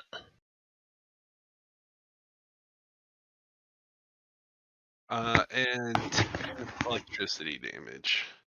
10 physical and 10 electricity damage. Yep. He just broke one of your ribs. Right. You are winded at the moment. Oof. So, Constitution and Strength checks are going to be painful for you at the moment with that cracked rib. Once it gets healed, then you'll no longer have that penalty. But Well, the fact that I'm at 9 hit points is also going to be painful.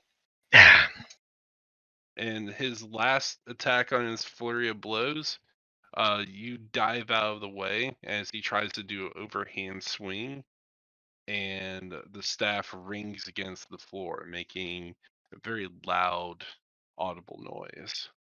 As it is now your turn.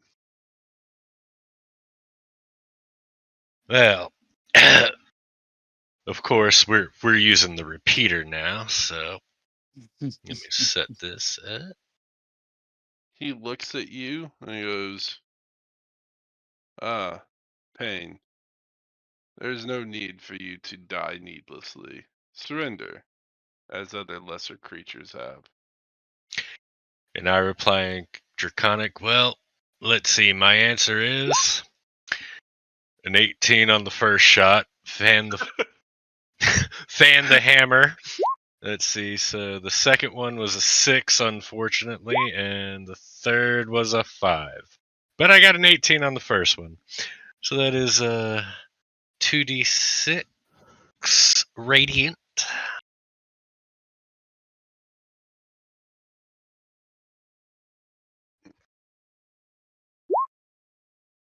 So 9 radiant damage at him. Very nice. Ooh. He kind of turns as it leaves like a burn mark on his face as he looks back at you, and he goes, while his eyes kind of light up, like he's actually has this almost look of like impressed, if you, as he's actually happy you're not giving up. Yep. Is that the end of your turn? I think I will. Let's see. Will that do anything for me?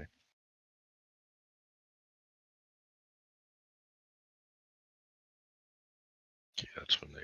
That's a reaction. Is that? Nope, that would be a bonus action. So I'm good. All right. Juan, you are up. Yes. So what is my like official line of sight where I'm positioned? You have line of sight of about 10 feet from this foe at the moment. Okay. So kind of with my AR in a swooping motion, I want to move kind of out this way, back, Okay. not all the way up there, but closer, and get down into like a classic assassin's prone, aiming directly upward, kind of center mass. Kind of You like know, maybe taking a knee, kind of. yeah, not like a full committed knee. We're not listening to a baseball circle here. Good. I want a readied knee. And like I said, as I'm aiming down, it's not directly at the head. I want to aim center mass and pull that trigger. Just All want right. to just let it rip. So that's one die. 1 to 20 plus 6. Oh God, shit's on me. Oh no. Oh man, roll a dex saving throw, please. Jesus. Hey, I have so that's a die 20 plus dexterity, and then proficiency doubles that, or So it'd be die 20 plus proficiency plus dexterity. plus proficiency. That's what it is. So force. Come on, thank you. Ooh, Oh nice. yeah. You're lucky. You managed to turn your face at the last second, keeping yourself from being blinded as your gun malfunctions and backfires. That rifle is going to be inoperable until you actually maintenance it. Can I use my cunning action still? Because you critically fumbled, that actually ends your turn. Alrighty then. Sorry, buddy. Just muy bueno. But you're not blind, so that's always a plus. Yes. Because if you were blind, you couldn't see the glory that is Sterling. Juan does not need his eyes to see the glory of Sterling. He sent us simoles.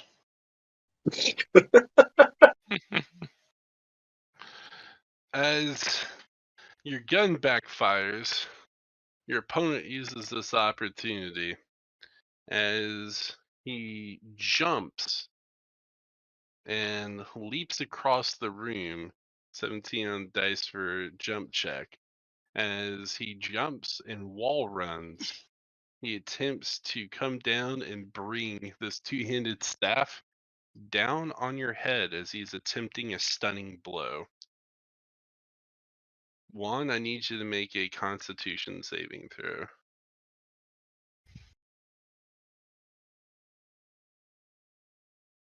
Confusion. Base 3.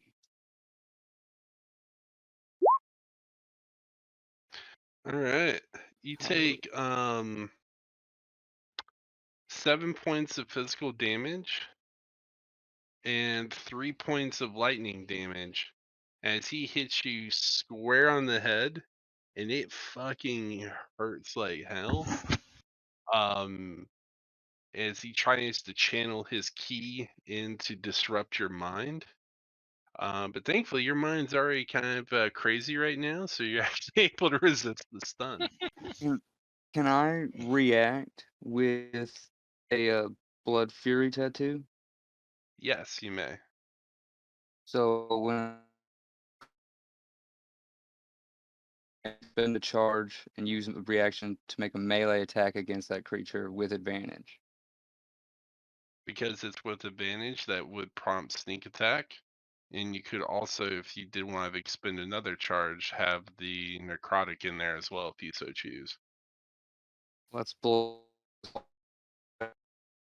So I'll use 2 charges and kind of, because I'm at this point I would have dropped the AR kind of on my way, making an unarmed strike.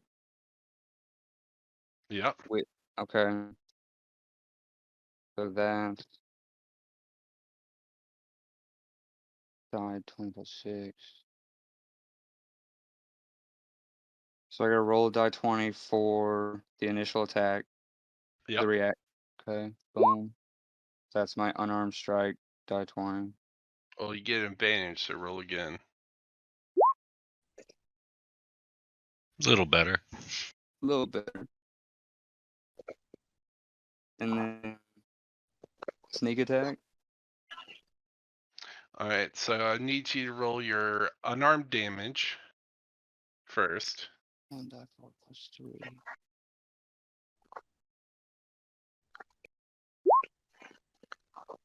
All right, next roll your sneak attack damage.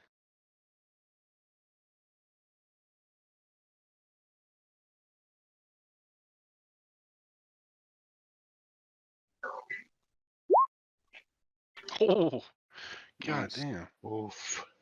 Damn. Yes. Nice. How many charges are you wanting to do for your necrotic? I'll blow 2 of them. All right, roll 8 dice 6. 8 dice 6.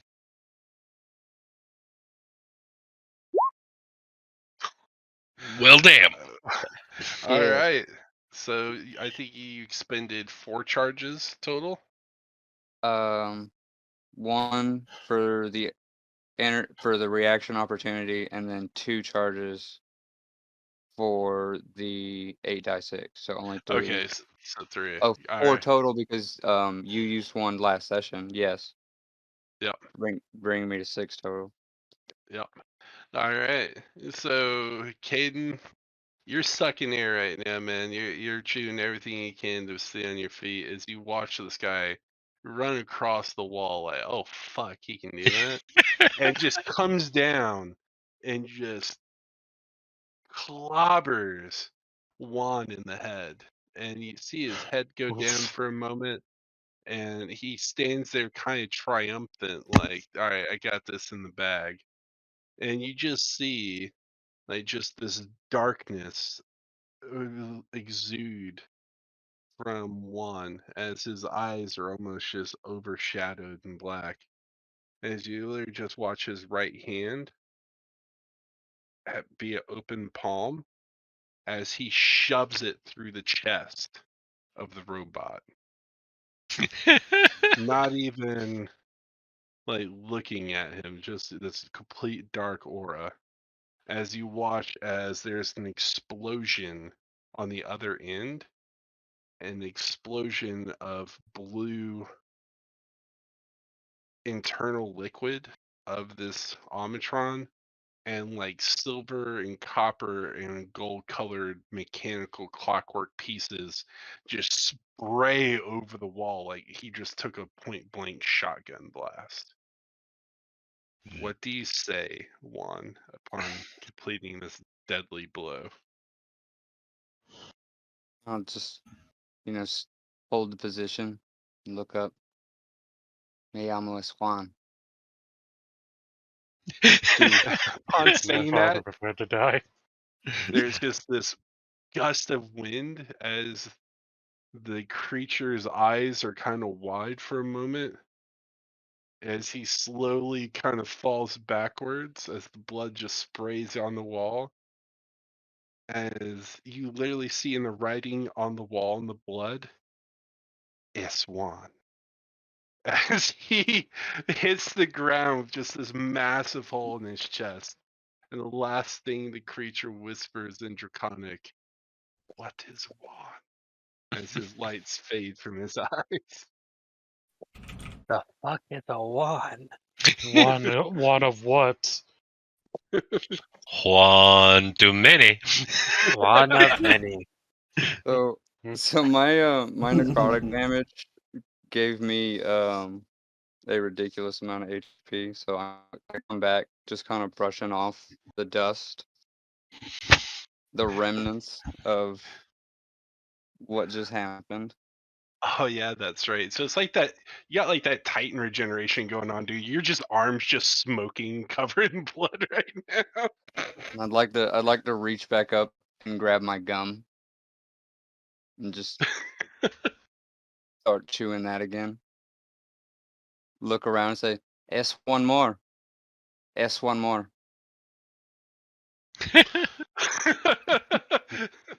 The statue looks at the two of you and says, "Step forward. I recognize you as champions." Sorry. Sorry. Yeah.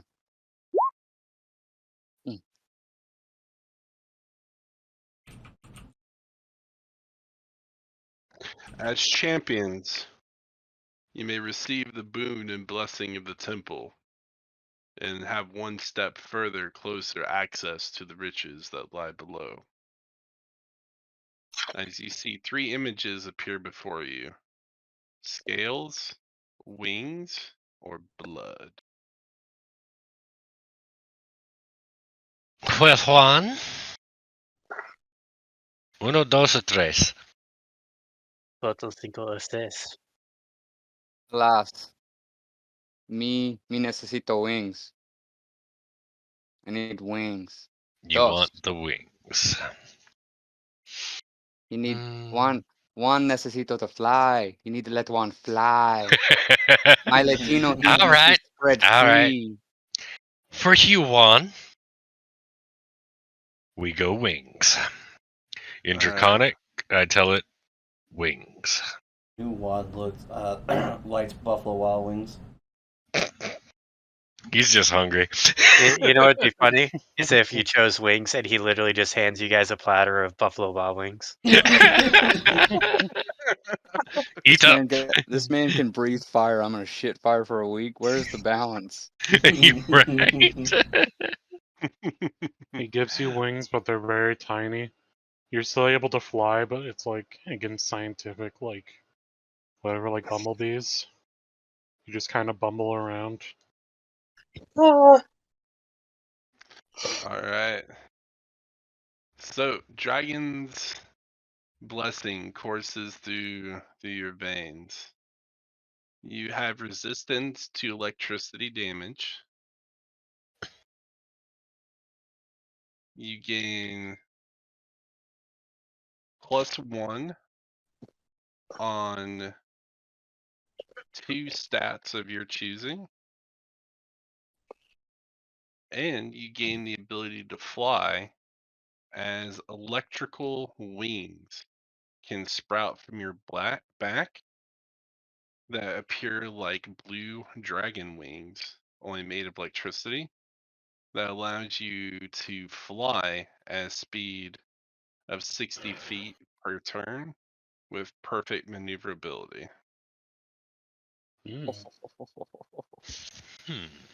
And these are permanent, so you can at will summon them. Nice. Concentration or see. anything? Just Nope. noise. But they would probably be very noticeable, so no sneaky flyby murders. Do they crackle or anything?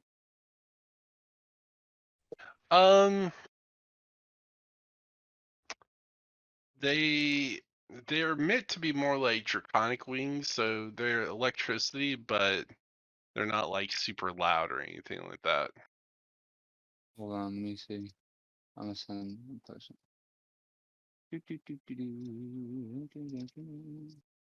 Blip. Let's see, I'm gonna add the 2 to my dexterity, bringing me up to a dex of 17.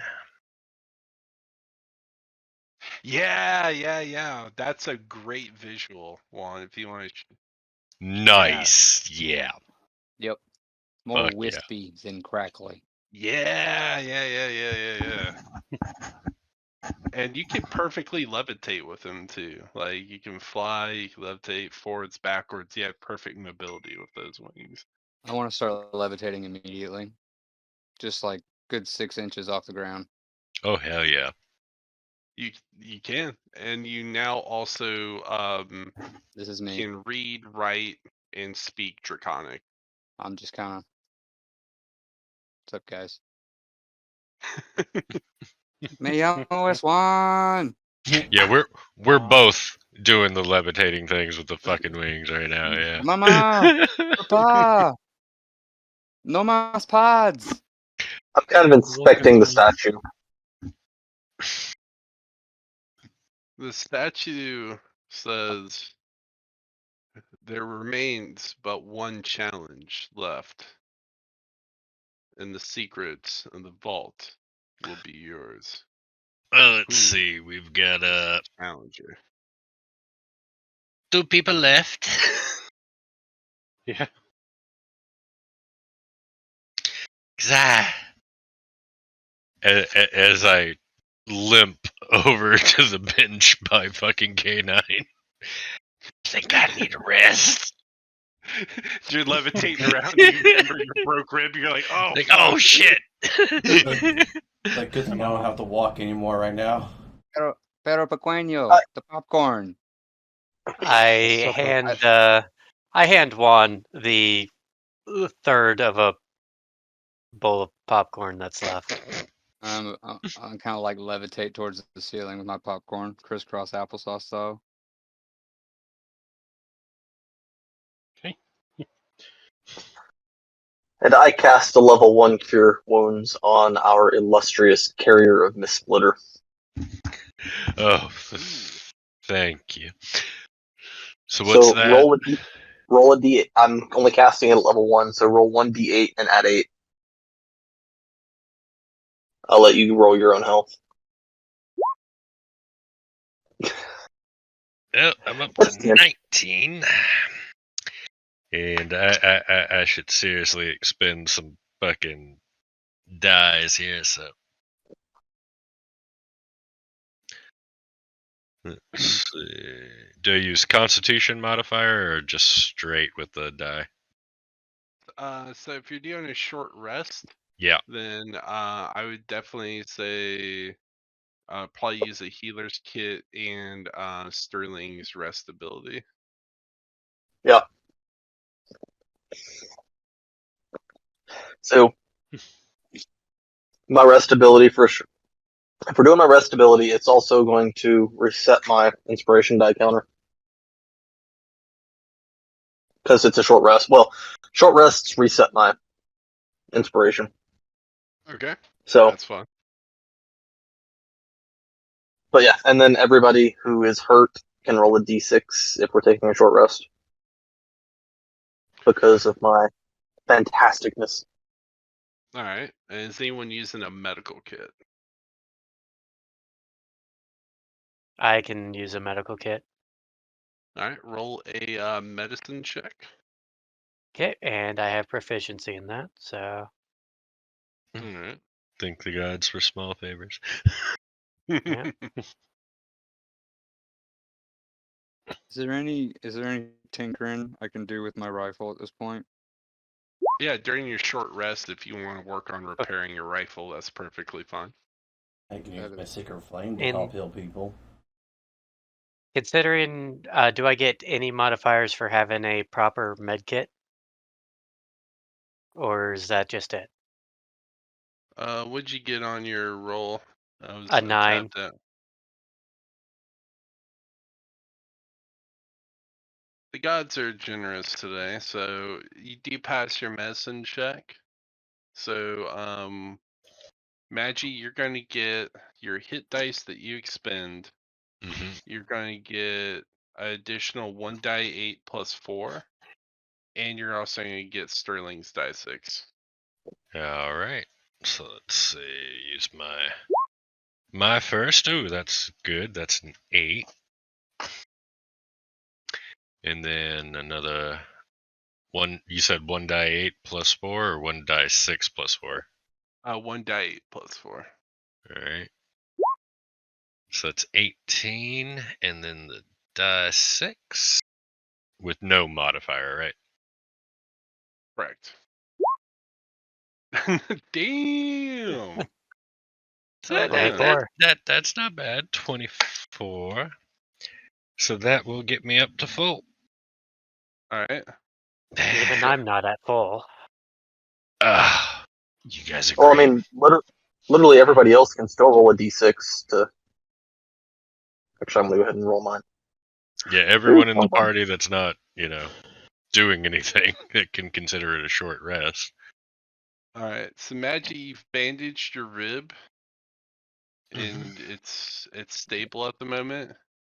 But this is going to be what's considered a lasting wound, meaning that for the remainder of this session, Gotcha. you're going to suffer the debuffs.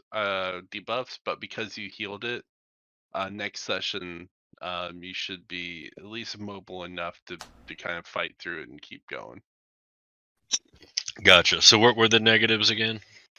You're basically, if you have to roll a strength check, I mean, not combat based, but any strength related skill or constitution related skill, you're going to be at disadvantage because you got broken rib.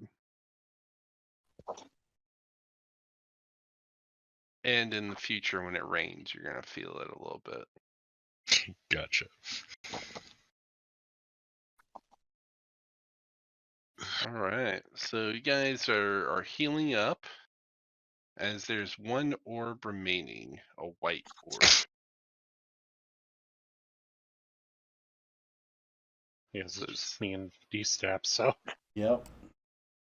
all right. Hopefully we don't die and ruin our guy's winning streak.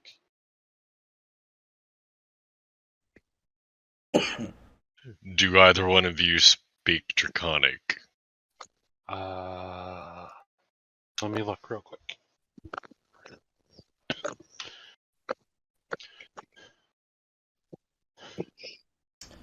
I more than likely don't. I know everything about the arcane, but when it comes to being a linguist, it's not one of them.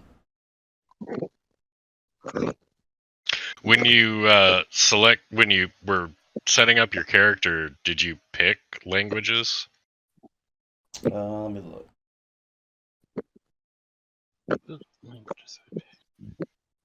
Sage, arcane, history, and researcher, so no. You would have No, languages. by you default. still have a choice of language. Those are your different. That's separate. I forgot to pick an extra language too. Languages. But I feel like just putting Draconic in is kind of metagamey. Human, arcane, code, and old world ruins. All right. So, common, arcane, and old world runes. Along with code, which I don't know what that applies with. He knows that old man speak. Yeah. He can yell at the sky better.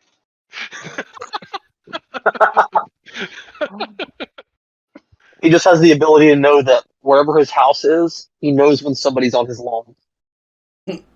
Someone thermostat. He also knows when somebody's touching the thermostat, yeah. So, here's the thing. I could take Draconic, but it's metagamey if I... Because I forgot to take an extra language. What would you have taken? What language were there any languages that would have attracted you had you thought about it at the time? If not, let's see. I'd say roll some random die to see which one you end up getting, and let Rithgar just be the judge of what represents what language. You know what? I'll do that. See, I love games. Randomize of it chance, so and that there's no chance of metagaming on it.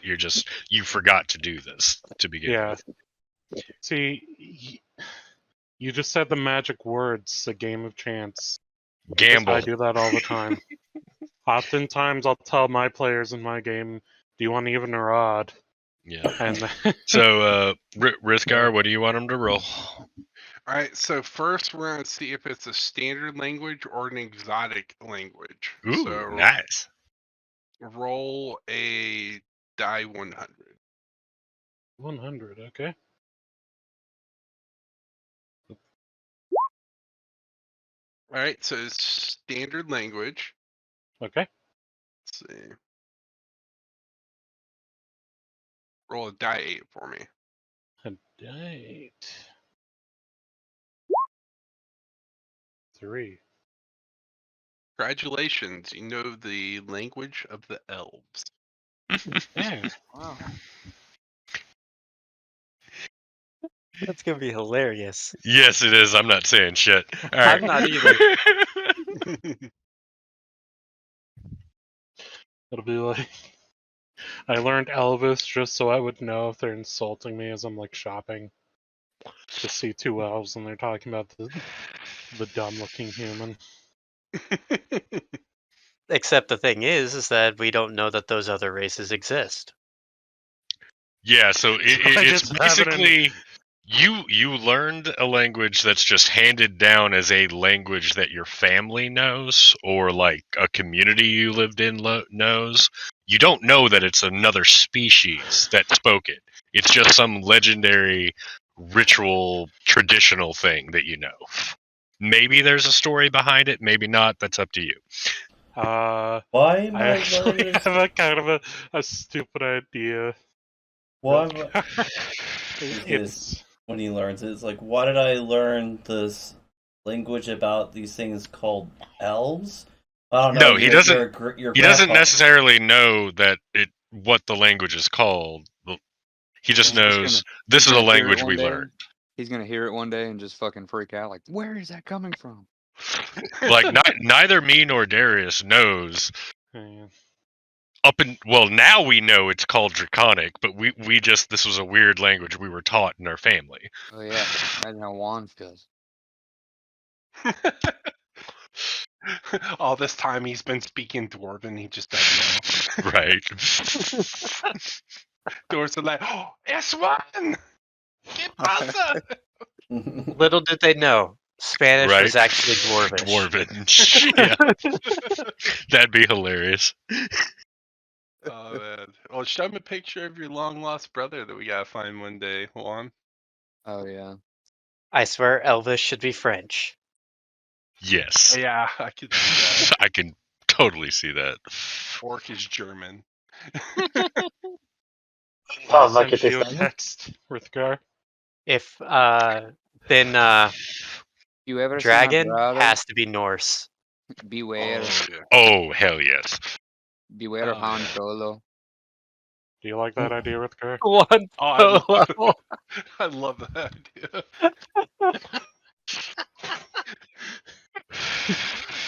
Beware of Han Solo. That's Need to awesome. Alrighty. So what awaits me in Dstapp? Alright, as you guys are filled in a vortex of a swirling snowstorm, you're teleported into a room that's made of snow and ice, as the ground is slippery beneath your feet, being uneven terrain.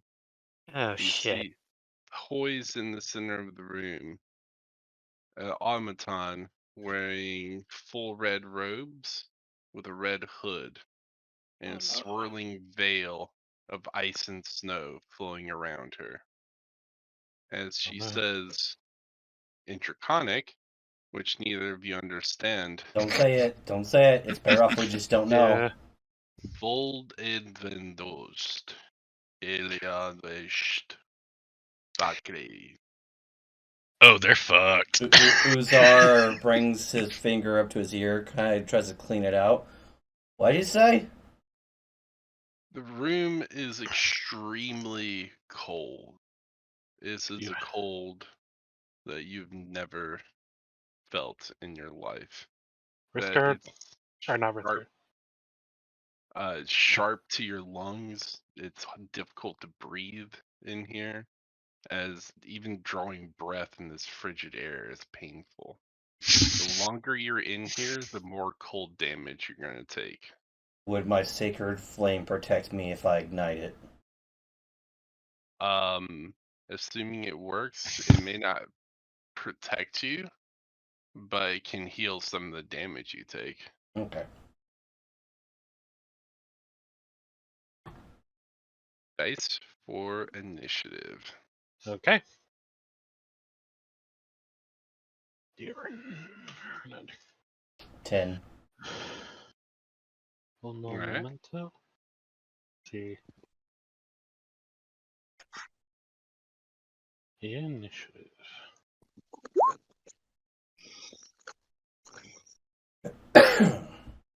Ooh, very nice. I like that fancy initiative. Dope. I'm glad you can see it. I can't. Oh, there we go. It's just white, and I have to like select it, or not select it, but scroll over it. I'm just gonna use a dice roller. Alright. Anyway. With the room being uneven at the moment, your speed is cut in half. Okay. And it's difficult terrain. What do you do as Steampunk? You start the round. Okay. So I will look at the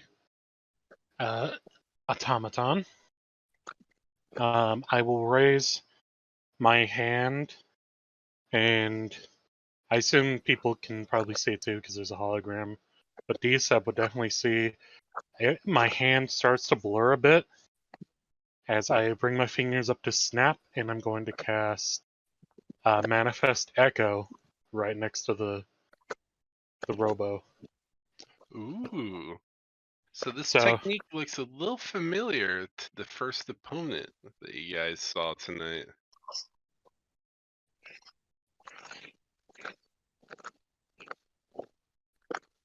Alright, So- you manifest your echo. What else do you do? let's see. Man, when you make any attack. Oh, I will just attack with my echo then. Alright. I think that's when you take the attack action on your turn, any attack you make with that action can originate from your space or the echo space. You make this choice for each attack. So yeah, I think that's what it means. Yeah, absolutely. So it's a good safety thing because if you're like, I don't know if this guy's gonna have a crazy reaction, you can use your echo to make the attack. So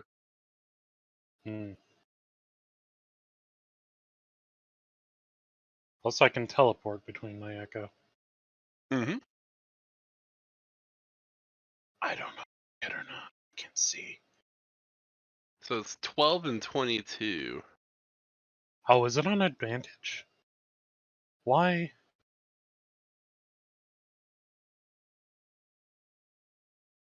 Okay, I'm definitely gonna have to use a dice roller because I can't see, and I don't know why it's on advantage for some reason. Sorry, I don't use Roll20. So, it's okay. We're all kind of fumbling through it right now too. You're all good, buddy. Okay. Let's see. Heck. So you can just take the first one then. All right. And so 12 plus what's your attack? My attack should be +5. Alright, so 17. That is a hit. Okay, perfect. And then 2d10 +3, Alright. and then +2d4. That doesn't. Yeah. Just do the 2d10. So 17. Nice.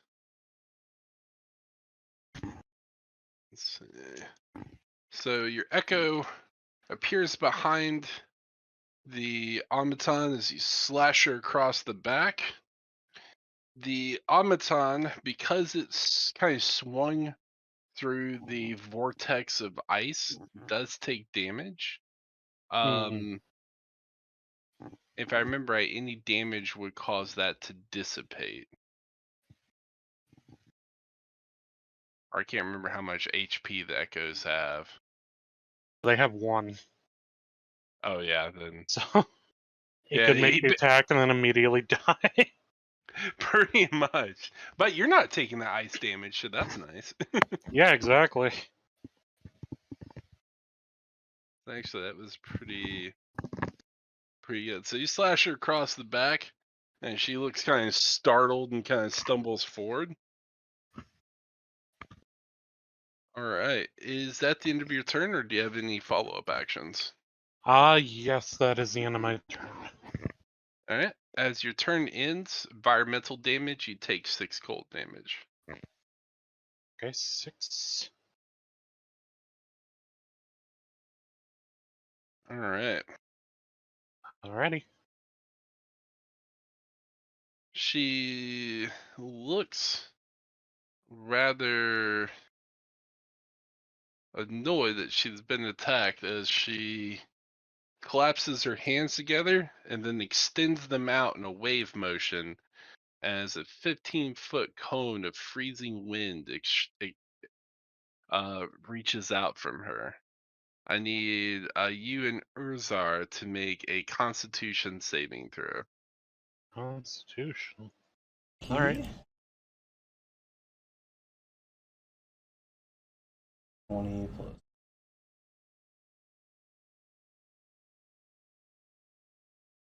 Seven. And 9? Yeah. All right. The weight of the wall of ice and wind flows over both of you. It is excruciatingly painful as your speed is reduced by 15. As you both take, let's see,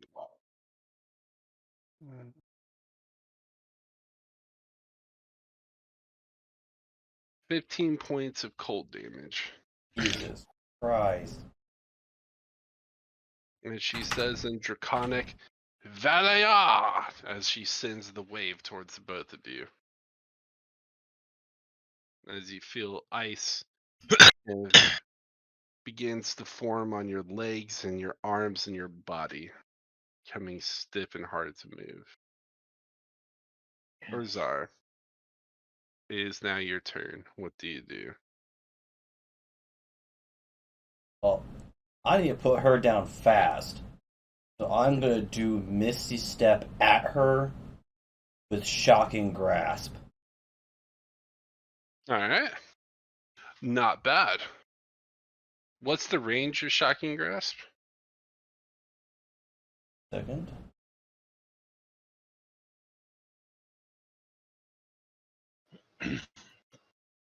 Touch. Alright. I was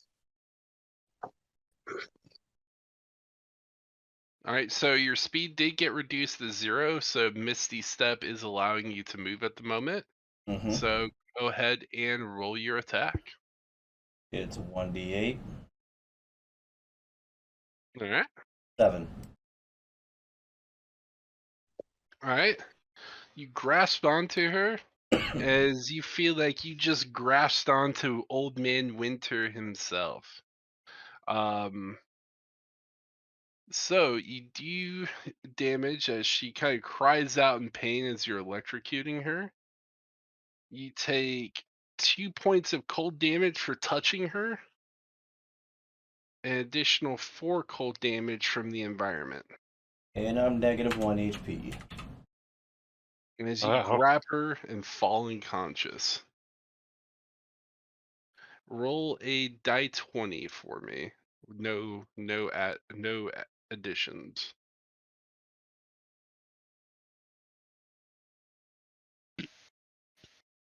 All right, that is 1 success. Dang it, Is Dstapp. Uzar? If Uzar's level 5, that was 2d8, not 1. I'm not I level think we're 5. no, we're only You're not? 4. Yeah. I'm level Okay. 4. Okay, never mind. Sorry, I was trying. I know. Yep. All right. She kind of twitches some as she's fighting off the electricity, looking annoyed. As she focuses her attention on steampunk. Okay. All right. Fresh round. You start the round. Steam. What do you do? I will do what I did before, because if my movement's 0, that doesn't stop my echo from appearing. This is true. So, spawn echo, my bonus action, and then attack. All right. And I should have fixed the advantage thing. Yeah. So that's a 18. That's a hit, sir. Okay. Did I roll for damage too? No, you you gotta click the actual sword name and it'll roll for damage. Oh.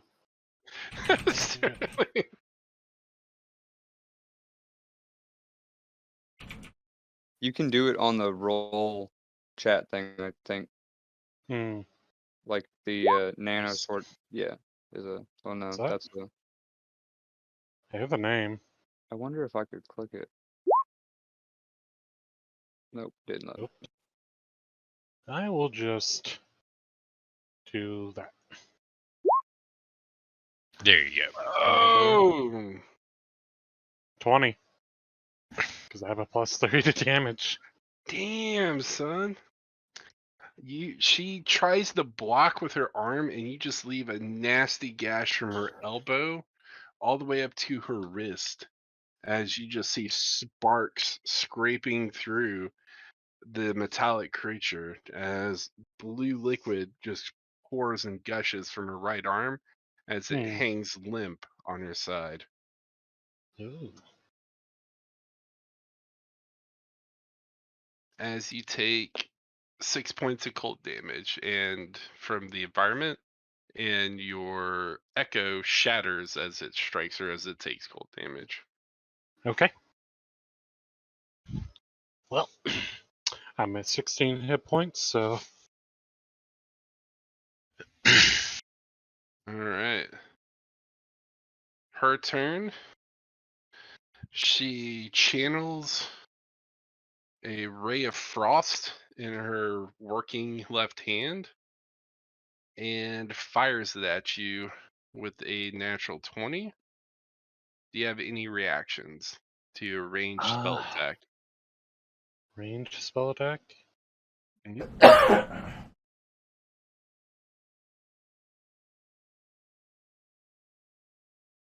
I do not know.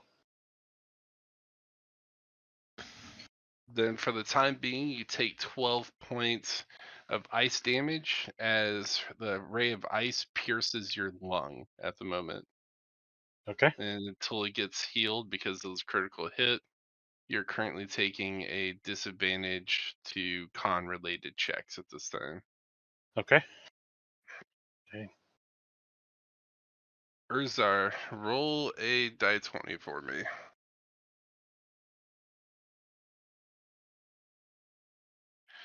Alright. As you fail your death save, you feel like you're one step closer to the Grim Reaper. Urzar, on your turn, you see yourself in a shadowy forest. As you feel yourself slowly walking through this hazy, shadowy forest, everything's a blur as you hear whispers around you. It's almost as if people are talking, but you can't really hear what they're saying. As you see shadowy images of people are walking in the forest, seem to be doing various different actions, conversing and talking amongst one another. When suddenly a pale hand of a woman kind of rests on your face as he whispers something to you in a barely audible language, one that you don't know and you're not familiar with. As you look out in the forest, as your attention kind of slowly drifts from the beautiful black-haired woman that's touching your face, you see yourself behind a pair of shadowy bars, as if you're screaming something at yourself, but you can't hear what they're saying. Steampunk, you watch Yes. in horror as suddenly you hear a demonic roar come from Urzar that shakes the temple. As the Omnitron kind of turns and surprise says something in Draconic, though you can't quite make it out, as he rises like a man possessed, with a devilish smile on his face, even though his body has been ripped apart by magic. His eyes are jet black, as he's saying something in a foreign tongue that sounds kind of similar to Japanese, but very, very demonic. As a evil aura fills the entire temple. Caden, the hairs on your neck stand up as suddenly the image of the fight disappears. Like it just completely shatters out and stops playing as the temple shakes. I grab my splitter. Like Dang, His it's splitter Dstapp. is shaking right now. You just had to get possessed by a demon on Dstapp. For the last time, stop beating up on the old man. He's trying to protect all of you. Well, right now he's rising from the dead. Probably gonna kill me. I have 4 hit points. As you hear, Urzar, you can actually make out what the demon is saying. As you hear, this old man is so strong he doesn't even know his own power. His arcane ability is literally causing his bones to creak. I'll show you how to finish this fight. As he takes your hands and does gestures of a spell that you're not familiar with, as he fires a orb of chaos at the oh woman. god. As she attempts to counterspell, you laugh as you misstep in front of her, and you actually fainted the spell using shadow illusions as she counterspelled the wrong spell as you fire the chaos bolt point blank into her face, ripping the automaton in half and absorbing her into a mini gravity well as she is ripped apart piece by piece. As you collapse your right hand as the orb closes, cutting her in half. Yes, as the demon laughs and goes, I will show you all true power. As he points the hand at Steam, as a ball of black energy begins to form. Urzar, what do you do? I'm going to try to resist. We'll save. Nope, that's a bonus to saving throw. And that's a bonus to only rerolls. Okay.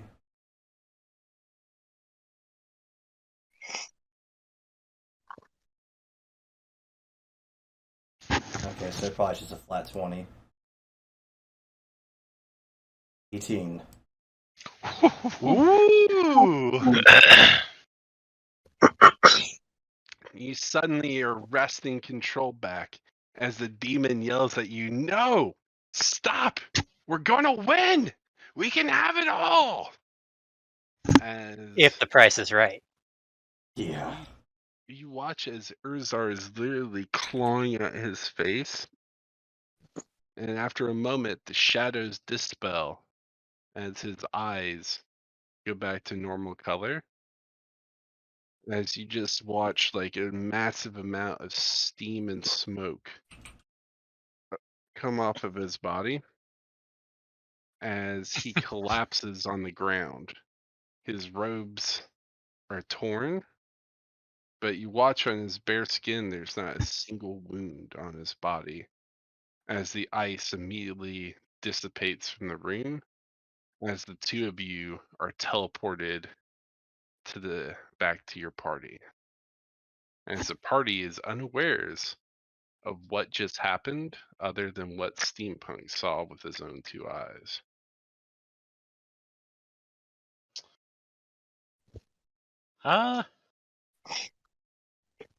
Man, what would I do at this point? I almost want to have my sword out in a defensive position towards Dstapp's character. Just in case. I'm not gonna attack him, but you know. Party. You see the two of them return after the temple shakes and literally the ground kind of cracks in the center of the room. As you see Urzar is laying on the ground, robes tattered and shredded, and literally smoke coming off of his body and steam as he appears to be fully healed but unconscious at the moment. And you see a very wounded steampunk standing with like shards of ice and blood coming from his chest as he's kind of pointing his shaking sword at Urzar as if almost trying to defend himself from him. Is Miss Splitter still reacting? Seeing a Yes. weapon still drawn, that's gonna. I'm on edge about that. Said Miss Splitter is still reacting? It's starting to fade, but there's definitely something has Miss Splitter wailing right now.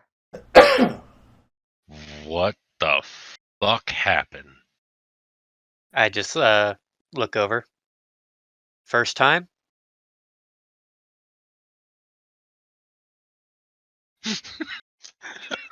Quan's gonna grab his key and just kind of like hold it like a crucifix, you know,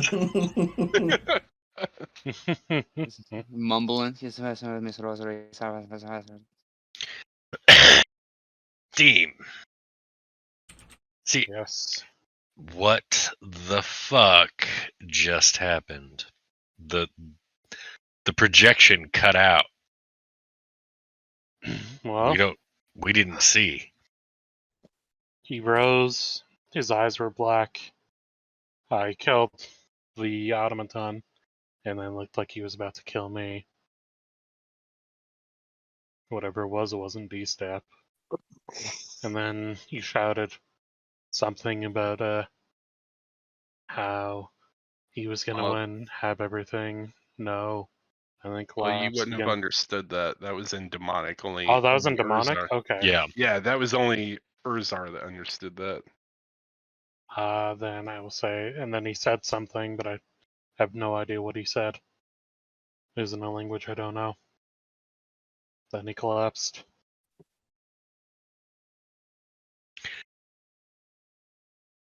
Mm. So Here's a question. When you say demonic, you know there are 2 languages that could be? Not that I heard any of it. And if an expert was there that knew the difference between the two, but for the common tongue, Yeah, he would have no idea. He just felt like it sounded demonic. yeah. Yeah. So he can't tell if it's infernal or abyssal. Yeah. Now I've got to go over how I picked these languages because I don't know if I have too many or not. It's like Yeah, just hearing. go with it. It might have been based on the ranger and the background I took, but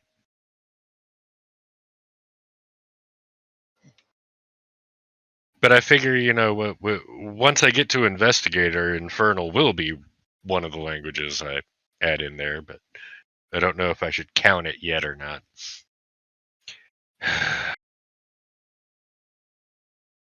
All right, Dstapp looks like he's not harmed. He's like breathing unharmed but unconscious. Yep. And the sword's been freaking out, but seems to be slowly calming itself down.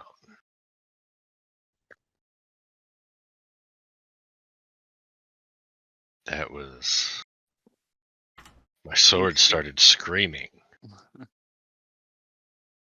It didn't even do that with the crazy fucking demon thing. Like, it didn't even freak out then, but it was freaking the fuck out.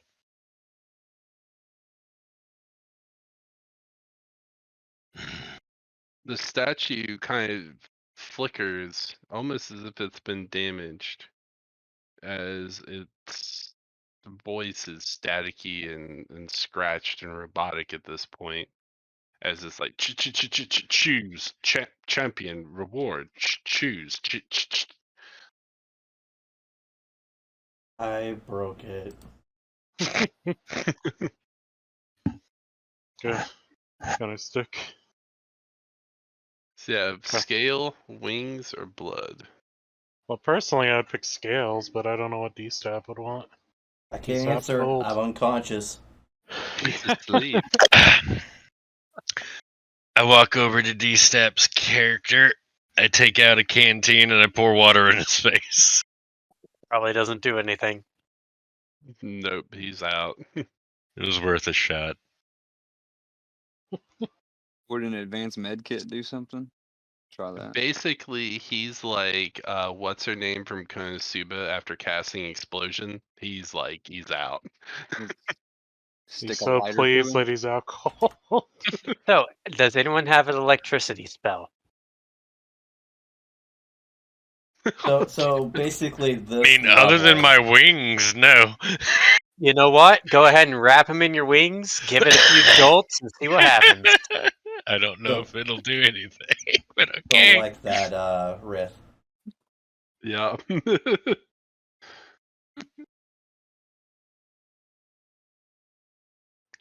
So, your choice is scale? Yeah. That's for me anyway. Alright. Well, white draconic scales cover your entire body as you take the form of a half dragon. You now have Okay. base AC of 13 plus dexterity modifier as natural armor. You also have claw attacks that you can make now with your hands with 2 dice 6, and you can make a bite attack of a die 8. 2 dice 6, die 8. Okay. And you also gain 2 stat points that you can allocate anywhere you so choose, and 1 point of constitution. Nice. You have resistance to cold damage, and you can now read, write, and speak Draconic. Nice. Nice. Yep. That'll make this whole place easier if we all have the same language. Okay. So. The Hands off. Nope. Sorry.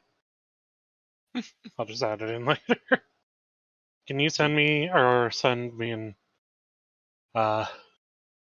Dstapp what we got so we can fully mark it down? yeah. Thank you. All right, so I'm gonna. I take it my wings flapping wing hug of Uzar has done nothing to him, so I'm gonna kind of throw him over the back of the canine. He's just feet dangling from one side, hands from the other. Should we use duct tape to make sure he doesn't fall off?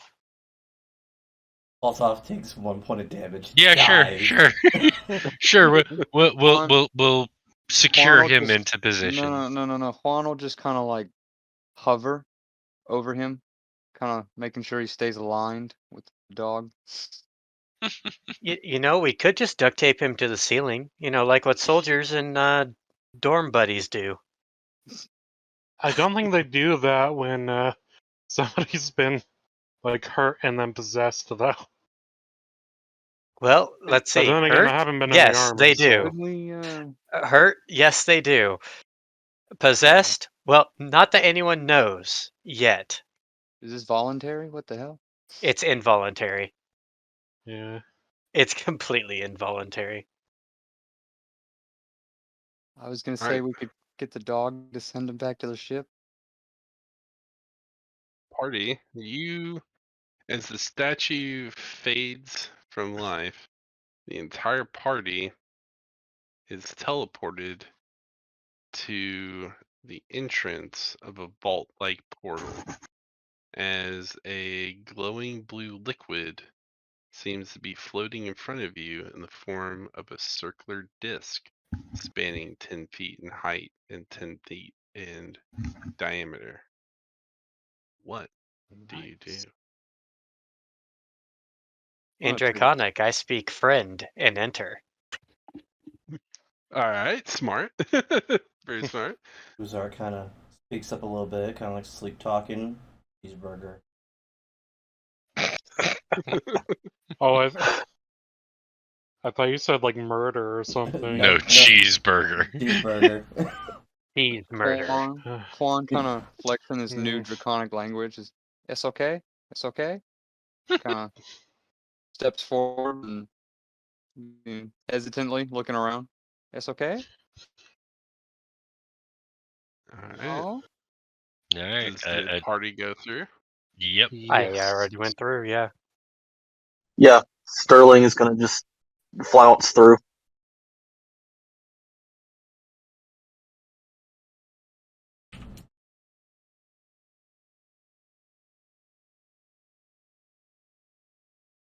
So first I was deaf and now my character's blind. Shit.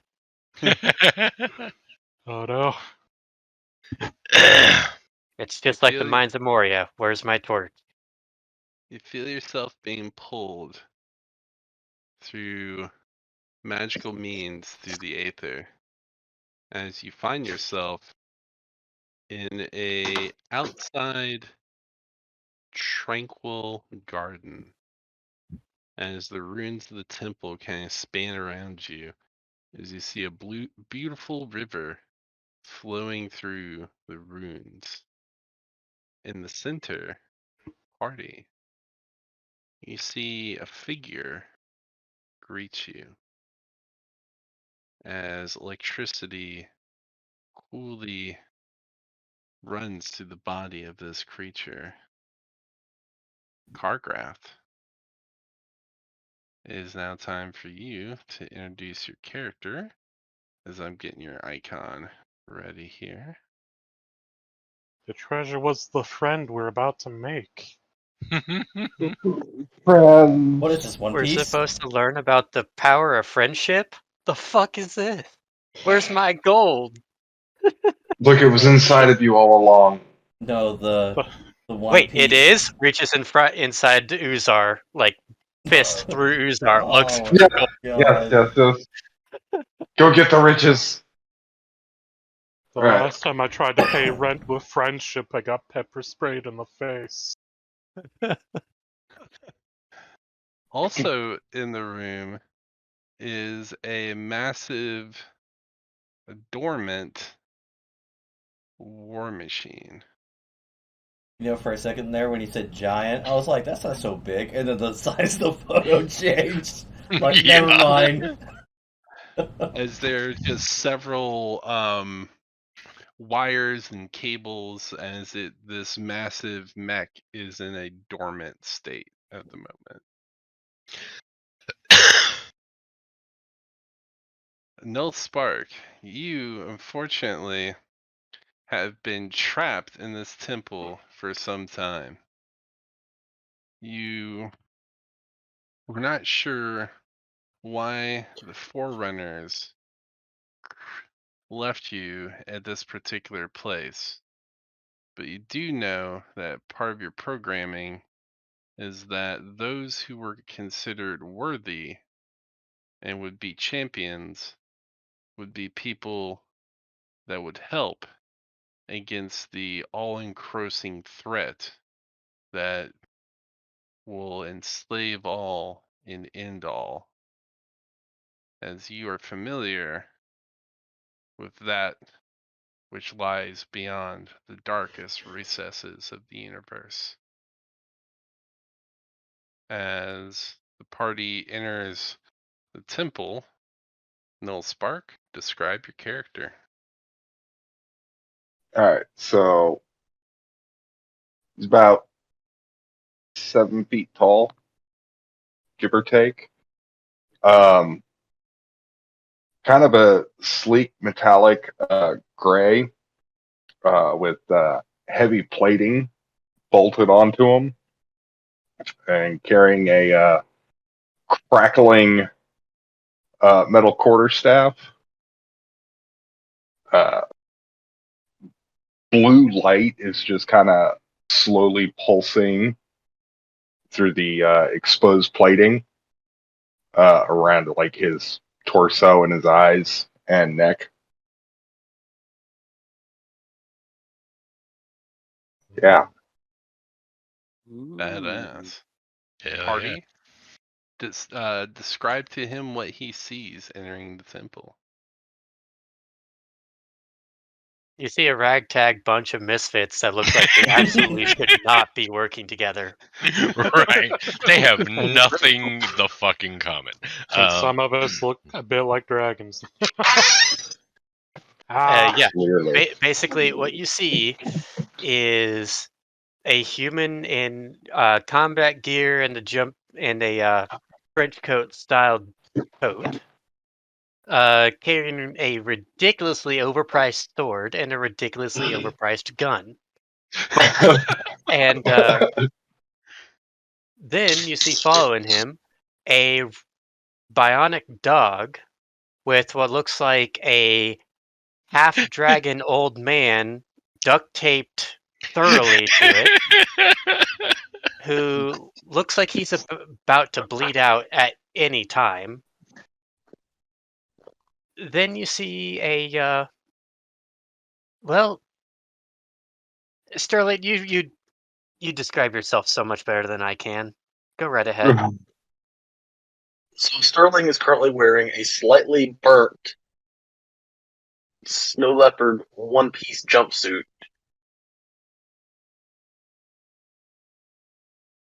Looking kind of irritated and trying to like adjust it just a little bit, like knowing he's going to have to sit down with the needle and thread later and get this all fixed up. Are you kidding me? You don't have to do that personally. You have a team for that. Let's be honest. Yeah. You know, so many fans, they'll do it for you. Yeah, maybe one day Sterling wants to start his own clothing line. You don't know him. And then you see a what's it called? A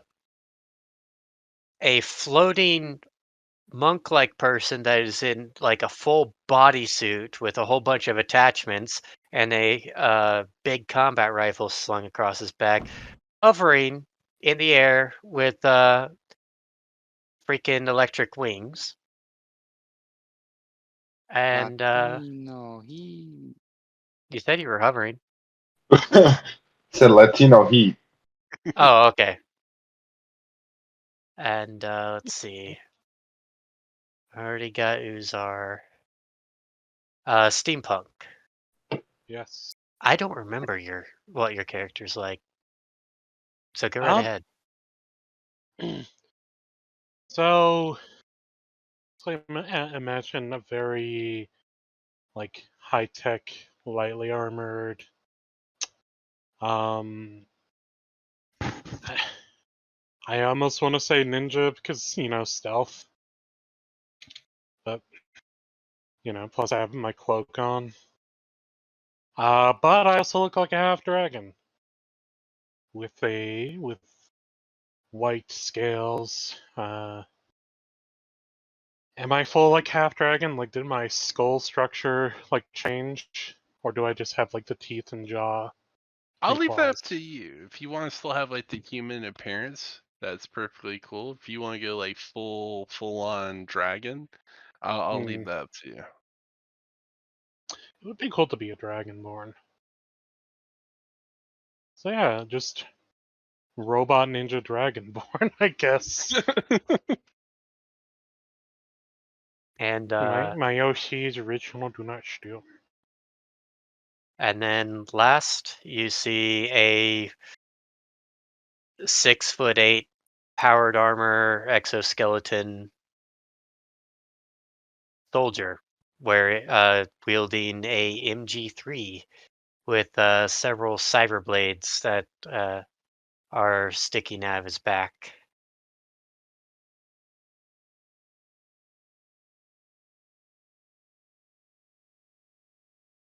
All All right. As the party looks upon Null Spark, the comms suddenly kick in as your boss. Boss, we're not seeing your signature in the temple. We're reading you like miles away. Where are you, boss?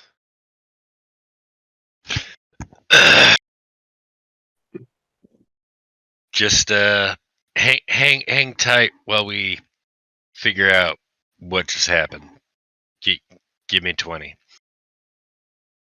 But we're fine for the now. I whisper to Caden, you might want to make it 30. Yeah, you know what? Go ahead and give us an hour. There's our mutters. 30 minutes or it's free. He yells Jar Jar and starts screaming for some reason. Right. Oh, Jar Jar, no. Oh my god, that would be hell. All right, Cargraph, what do you do as you see these strangers in the temple? They look like they've completed the champion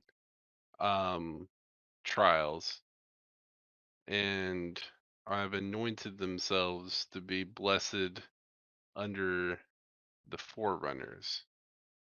So your programming almost kind of instinctively sees them as linked to the creator in some shape or form. So I see you have come and completed the trials. Yes. Yes, I wince a little. We did. I don't know. I just know I levitated a flaming sword out of a bitch's hand. And then I kicked a lot of ass. And tripped over a lot of things too. And that he explains passed all out. the noise that we hear. I pointed Uzar, and he passed out. So Noel's gonna stand and move towards the group, and kind of as he does, just like this aura of electricity just kind of blasts out of him for a split moment, as he really hasn't moved anywhere for the past however long, and he goes over to Uzar and holds out a hand and casts Flawed Reconstruction. So, for those of you who don't know what that is, stitch together wounds of a willing creature I touch, which regains 46 hit points. The mending isn't perfect, though. Your maximum hit points are decreased by the same amount until you finish the long rest. So, GM, you already said I was at full health, but I was still unconscious for various reasons. Am I coming to, or am I still unconscious? So, you actually awaken to find yourself in this beautiful temple garden as you see Null Spark has just kind of put together your mind at the moment, essentially. I look Oh, around. also, by the way, it's also done with electricity, and also that that spell leaves you with some permanent scars. As if he doesn't have enough damage already. More scars. Well, I mean, he's already probably very confused considering he looks a lot different than he used to. Yep. Yeah. Well, actually, no, he can't even tell that yet. He's still duct taped thoroughly to the back Right. of the dog. He can't even really look around other than left and right. So right He knows now, that he feels might weird. feel a little weird, but he doesn't know why. Oh no. He's gonna accidentally bite his tongue. This is gonna He's be a- hilarious. Uzard comes to, and all he sees is the ground kind of bobbing up and down closer and further away from him, basically raising more questions than answers. You know, that I would be the asshole who would duct tape him to the bottom of the dog. No, I had him draped over the dog, so his head is facing down, but Yeah, his legs are over the other end. but I'm just saying, I would be the asshole to do You that, would have though. taped him, yeah, to just tape him there. Only head in the hindquarters. You know what? Yeah. Facing upwards, too. Yep. That's just sitting there bobbing and weaving with more questions than answers. You're just kind of like, are we dead? As K9's like, warning, need to expel old oil. Warning. No, I'm not gonna do that to you. That'd be Oil horrible. change needed. Yeah. So poor Azar is kind of strapped to the dog, but you're conscious. You don't remember much about what happened other than you felt yourself. You remember walking through the forest. You remember the beautiful woman, and you remember seeing yourself in a cage, and that's all you remember. Despite all his rage. He's still just a rat in a cage. Yeah.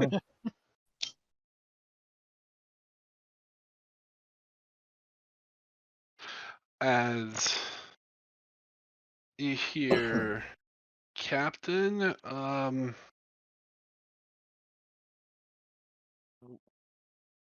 we got a problem. What's the problem? As suddenly communications go cold. As you hear static over the line. Yeah, that's not good. All right, guys. Take everything that isn't bolted down. Let's get out of here.